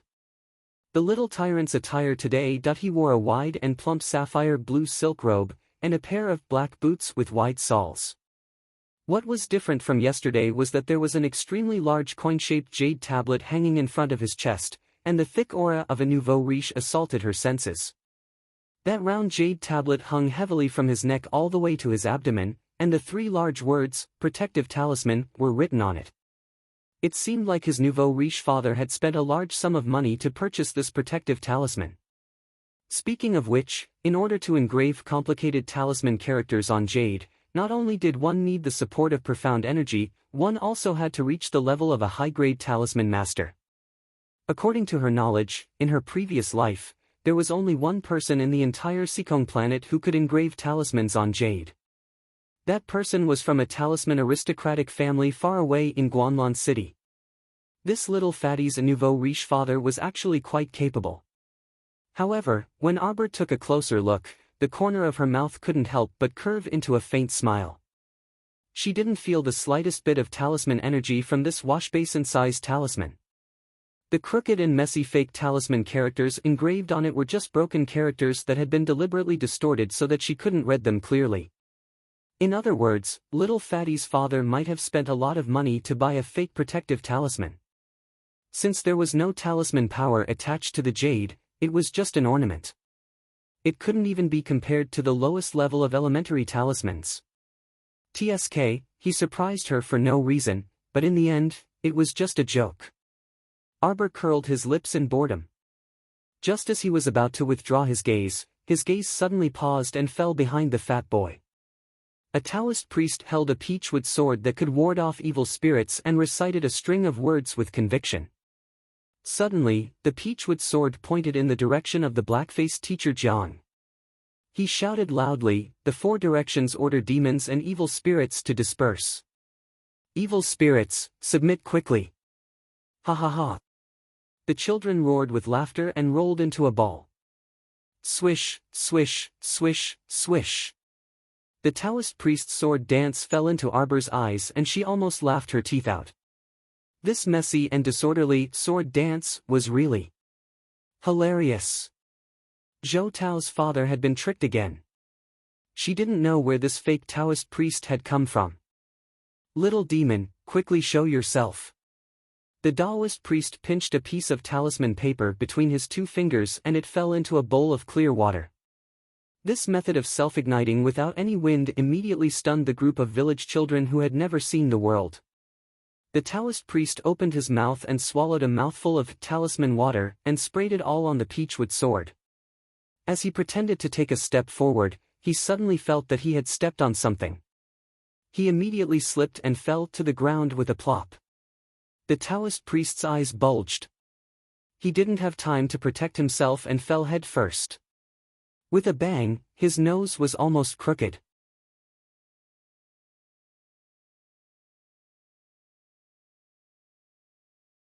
Chapter 39. This was like poking a hornet's nest. The entire classroom was filled with the sound of children's laughter. The Taoist priest stood up with a red face. He met the young master Zhou Tao's suspicious gaze and immediately shouted sternly. He pounced in teacher Zhang's direction. "Demon, where do you think you're going?" Swish, swish, swish. The Taoist priest rushed in front of teacher Jiang and played with the peachwood sword. He waved the sword up and down, and his body moved along with it. He looked like he was using all his strength, as if he was really fighting with an invisible demon. Teacher Jiang was so angry that his face turned red. He dodged the Taoist priest's peachwood sword left and right. He was about to scold the Taoist priest. Who would have thought that the Taoist priest would not be able to act cool for more than 3 seconds? He fell to the ground head first. This time, he was really dizzy from the fall. 2 streaks of blood appeared from his nostrils. The Taoist priest was anxious and angry. He roared and jumped up. The peachwood sword fell to the ground with a clatter. He immediately felt that something was wrong. His big head seemed to be attracted by the Earth's core and heavily knocked down. This cycle repeated. The group of children looked at the Taoist priest's miserable appearance of standing up and falling down again and again. They all felt a little frightened. There was a shocking similarity in history. The group of students began to realize that the same unlucky thing kept repeating over and over again. Didn't this happen to little Fatty Zhou yesterday? Pang! Pang! Pang! After the Taoist priest fell again and again, his forehead was red. What was even more embarrassing was that his nose was bleeding, and it flowed all over his face. After a quarter of an hour, the miserable Taoist priest realized that his big head was finally no longer summoned by the earth's core. However, at that time, he had already been destroyed and lost his last bit of confidence. He stood up shakily. His face was covered in blood, and his eyes were bulging. He looked quite scary. The Taoist priest suddenly let out a blood-curdling scream as he stumbled out of the school like a madman. The peachwood sword was thrown behind his butt and he didn't care about it anymore. The little fatty was so scared that his face was a little pale. He tightly held the washbasin-sized protective talisman on his chest and ran 2 steps after the Taoist priest. He panted and shouted, "Sorcerer, sorcerer, why are you running? Sorcerer, sorcerer, come back. Don't forget that you took 100 taels of silver from my father. Too fierce, too fierce. The ghosts here were too fierce. Little friend, you'd better run quickly. This poor Taoist will not earn that 100 taels of silver." The Taoist priest wailed and howled as he left, leaving behind a group of students looking at each other in dismay. Teacher Jiang was so angry that the veins on his forehead were popping out. For the past 2 days, little Fatty Zhou had turned the entire classroom upside down. How could he still be in the mood to teach? He waved his sleeves angrily and told the group of brats to scram. Arbor raised his hand and touched his nose.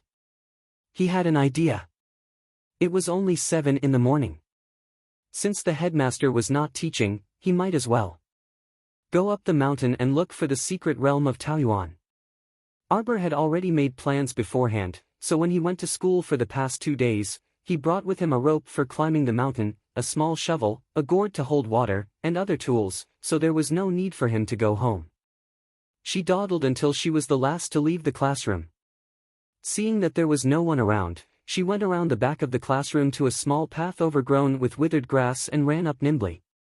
This small path was more steep and desolate than the mountain path she had taken to bring the Tiandao sect. She had never walked this path in her previous life, so she really did not know where it led to Hulun Mountain. Arbor raised her head slightly and squinted at the withered forest that was gradually melting into the sunlight.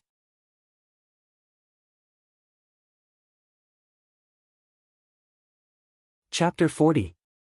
This Hulun Mountain encompassed the entire Quoto village, so its range was relatively large. Arbor only vaguely remembered that the paradise that was discovered in her previous life was deep in the east of the mountain. However, she still needed to slowly explore the specific location. However, what she lacked the most now was time, not to mention that she was alone. If she wanted to search the mountain, it would be too unrealistic. Arbor sighed softly. The treasured secret realms could only be found by fate. It was up to the will of the heavens to find them. Half an hour later, a nimble little figure quickly flitted through the forest overgrown with withered trees, occasionally stopping to look back. Suddenly, Arbor paused, and her figure shrank back behind a withered tree. Holding her breath for a few seconds, Arbor gently poked her little head out, and her gaze fell on a small open space not far away. Looking from her direction, she could see 5 burly men in green sitting around the small open space that had turned into sand. Their physiques were very strong, and one of their arms was as thick as several of Qiao Mu's thighs. Their breathing was very slow, and they didn't look like ordinary people at first glance. This Hulun Mountain had been abandoned for so many years, and there were fewer and fewer living creatures in the mountain. Usually, no one would go up the mountain. Therefore, it was very strange for these people to inexplicably appear here. Arbor carefully hid behind a tree and observed for a while. Then, she saw one of the burly men stand up with a bamboo tube filled with water and take a few steps forward. "Ha! The burly man let out a low command and handed the bamboo tube to the person tied to the tree. That person was thin and tall, and his purple robe was loosely wrapped around his body. A white jade satin belt was tied around his waist, and his head was tilted as he leaned against the tree trunk. His pitch-black silk-like hair was rippling with water as it softly draped over his shoulders, completely covering his face. The burly man's voice didn't arouse the slightest reaction from that person. He even moved his head to the side in disgust and didn't approach the bamboo tube at all. A pair of red silk peony shoes gently landed on the sand, accompanied by a strong fragrance. Arbor hurriedly reached out to cover her nose and mouth, almost sneezing from that fragrant and stinky smell. Duan Lang. Arbor's little body trembled slightly. God, why did this woman's voice sound like a chicken being strangled? It was so shrill that it almost pierced her eardrums. Duan Lang, you haven't drunk a mouthful of water for 2 days. If this goes on, how can your body hold on? Come, I'll feed you 2 sips. The woman continued to speak in a soft and delicate voice. She walked forward and was about to reach out and lift the man's chin. Pooh! The man tied to the tree suddenly raised his chin slightly and opened his mouth slightly as he avoided the woman's fingers. At the same time, the woman hurriedly pulled over a burly man beside her and placed him in front of her. Ugh! The brawny man let out a muffled groan. His sturdy body slid to the ground and fell to the ground with a thud. Arbor took a closer look and saw that there was a long and thin nail in the man's throat. It was completely dyed red by the blood on his neck. The woman hatefully stomped her feet and called out sweetly, Duan Lang, why are you so ruthless? The other 4 brawny men who were sitting and eating dry rations saw the death of their companion. Their fingers slightly tightened as they grabbed the dry rations bag in their hands. They constantly rejoiced in their hearts. Fortunately, they didn't go forward just now. This dangerous person really couldn't get too close. Previously, they had more than a dozen brothers, and more than half of them had died in the hands of this hidden weapon. It could be seen how cruel this person was. If it wasn't for the special medicine that restrained him and made him only act up in a short distance, they would have all died by now.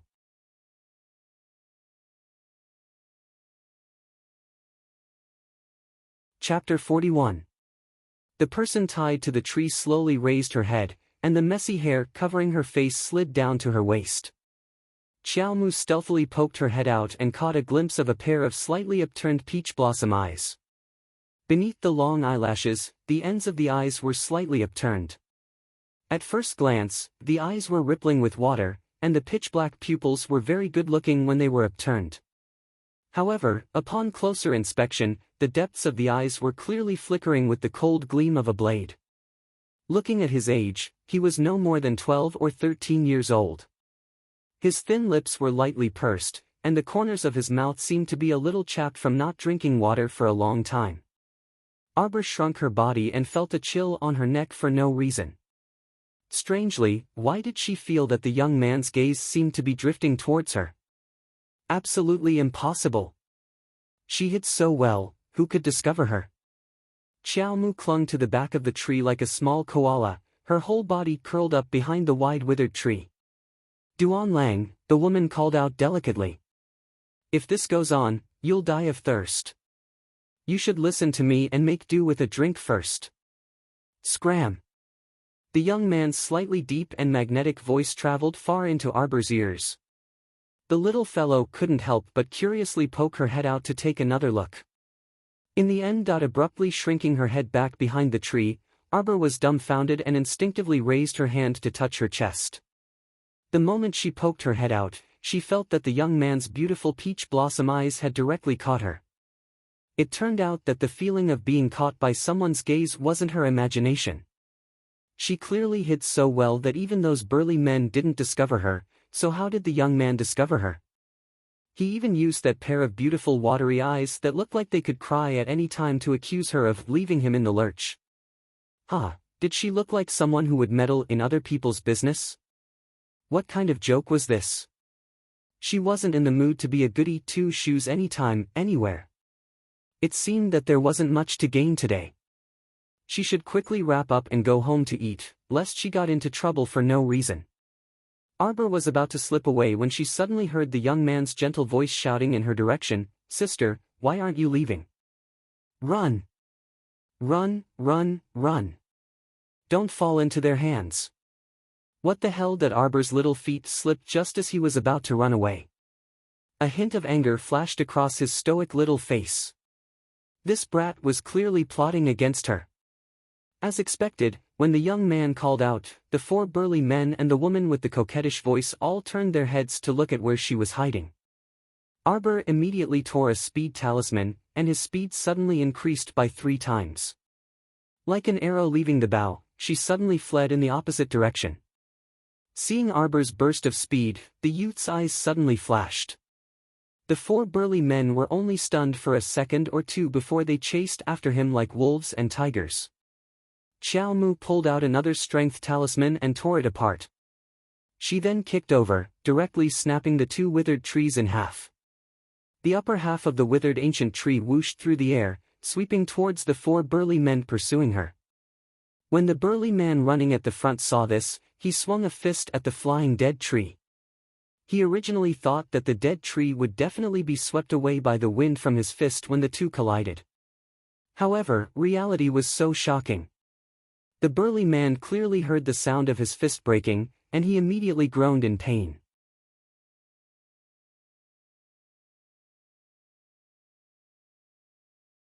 Chapter 42.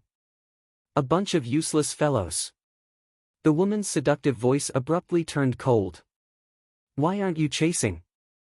You can't even deal with a child. What use do I have for a bunch of trash like you?"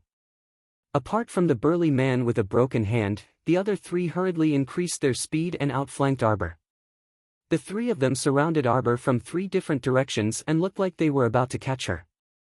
Unexpectedly, the little girl exploded with an even more terrifying speed in an instant. That tiny figure practically transformed into an S-shaped bolt of lightning and escaped from the 3 people's eyes like a thunderbolt. The 3 burly men were truly stupefied. They never knew that a little girl from a remote village could actually surpass them in speed. It had to be known that although these people were not like mystic cultivators who could easily split mountains, break rivers, and destroy cities with their supreme mystic energy, they were people who had been immersed in special potions since they were young and had cultivated extraordinary external martial arts. Compared to those ordinary people who lacked the strength to truss a chicken, they also had considerable strength. Generally, with their speed, they could almost match that of a level 2 mystic cultivator. The speed of those low-level mystic cultivators might not be able to surpass that of external experts like them. But now, this little girl from a mountain village in front of them actually had such an abnormal speed. This was something none of them had expected. How could they know that Arbor had consecutively torn 2 speed talismans? Her current speed could be said to be exceeding her usual speed. Everything was for the sake of escaping. That she didn't think that she would have a good ending if she was caught by that woman with a soft and pretentious voice. Whoosh! Arbor expressionlessly dodged a withered branch and then flipped a few times in the air to avoid 7 or 8 broken branches that shot at her. A trace of graveness gradually flitted across her small, stoic face. Ha ha ha! A familiar sharp laughter sounded behind her, causing goosebumps to rise all over her body. Arbor turned around and coldly met the woman's upside-down eyebrows. That woman was definitely not a beauty. Looking at her age, she should be more than 50 years old. She was wearing a bright pink dress, and her hair accessories and makeup were green and purple. She was dressed like a young girl, which was quite eye-catching. Arbor hadn't seen the woman's face before. Now that he saw her face, he almost threw up last night's dinner. How could such an auntie have the nerve to call a 13-year-old boy Duanlang? Xiao Mu's small face was stoic as she looked at that woman, her eyes full of disapproval. Not running anymore? Little sister. The woman swayed her hips and giggled as she walked towards her. Oh, let me see. You're really a pretty little girl. The woman stepped forward and extended the sandalwood fan in her hand towards Arbor's chin. Arbor immediately took a step back from the strong fragrance, and his hand that was rubbing his nose paused. Achoo! Arbor looked at the woman with disgust and stepped back again. Go away. You stink. Stay away from me. Also, I'm not your little sister. At your age, you can be my grandma. Don't pretend to be young. It's too fake. You're not young at all. The woman's face, which was full of fragrant powder, seemed to have split open in the middle. The charming smile on her face completely disappeared in an instant. She had such a stoic face, but her tongue was so vicious. She was simply sinister at such a young age. Pfft! At this moment, the young boy tied to the tree let out an unkind laugh. This was tantamount to adding oil to the fire. The woman's expression cracked from anger, and a trace of gloomy killing intent appeared in her eyes.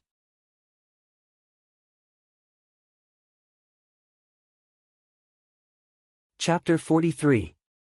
Little girl, you're so young, but you've got guts. The woman sneered, do you know that a lot of people end up dead because of their nonsense? Like you. Arbor crossed her arms and seemed to be standing casually in front of the woman, but in fact, she was on guard all over. The woman was furious and the sandalwood fan in her hand suddenly turned into a sharp weapon. With a whoosh, she swung it towards Arbor's mouth. From the looks of it, this woman was quite annoyed with Xiao Mu's small mouth that could not spit out anything nice, so she viciously attacked in order to shatter Xiao Mu's mouth and knock out her small white teeth in passing. However, Arbor was already prepared. Seeing the woman wave her hand, she very nimbly dodged to the side. Her body was very petite and she was also very agile. The direction she dodged to was exactly where a big man was standing. That big man looked at the sandalwood fan flying towards him in horror. Just as he was about to dodge to the side, he found that his body was somewhat uncontrollably stiff for a moment. It was in this moment of hesitation that his head was hit by the sandalwood fan. With a bang, his head exploded like a watermelon. The corner of Arbor's mouth curled up. Just now, she had thrown out a repeat talisman to restrict that idiot's movements and bought her that tiny bit of time. That was enough. No sooner said than done, Arbor had already flashed to the side of the little boy who was tied to the dead tree. The little boy probably didn't expect the little girl's movements and reaction speed to be so fast. His hands that were secretly moving slightly paused. Hurry up and help me untie. Bam! The little fist with the strength of 5 layers hammered his abdomen without hesitation. There was not the slightest bit of tenderness for the fairer sex. Just like that, a young man with a face as beautiful as jade was hammered by the little fellow's fierce punch. Together with half of the withered tree, he fell heavily to the ground with a thud.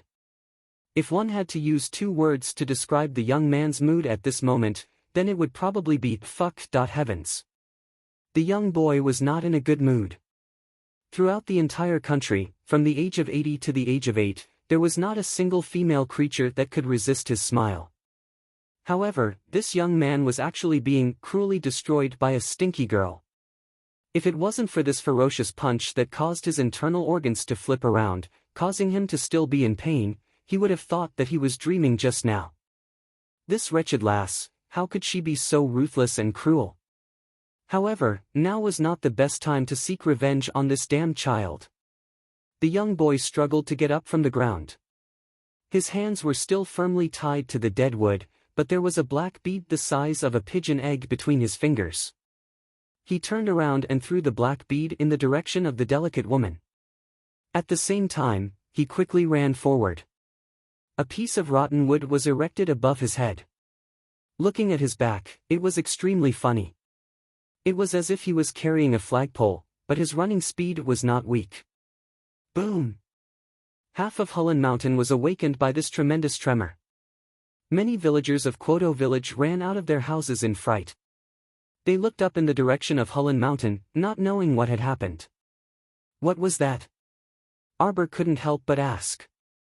However, the young boy turned his head with a horrified expression, and coincidentally met her expressionless little face. You?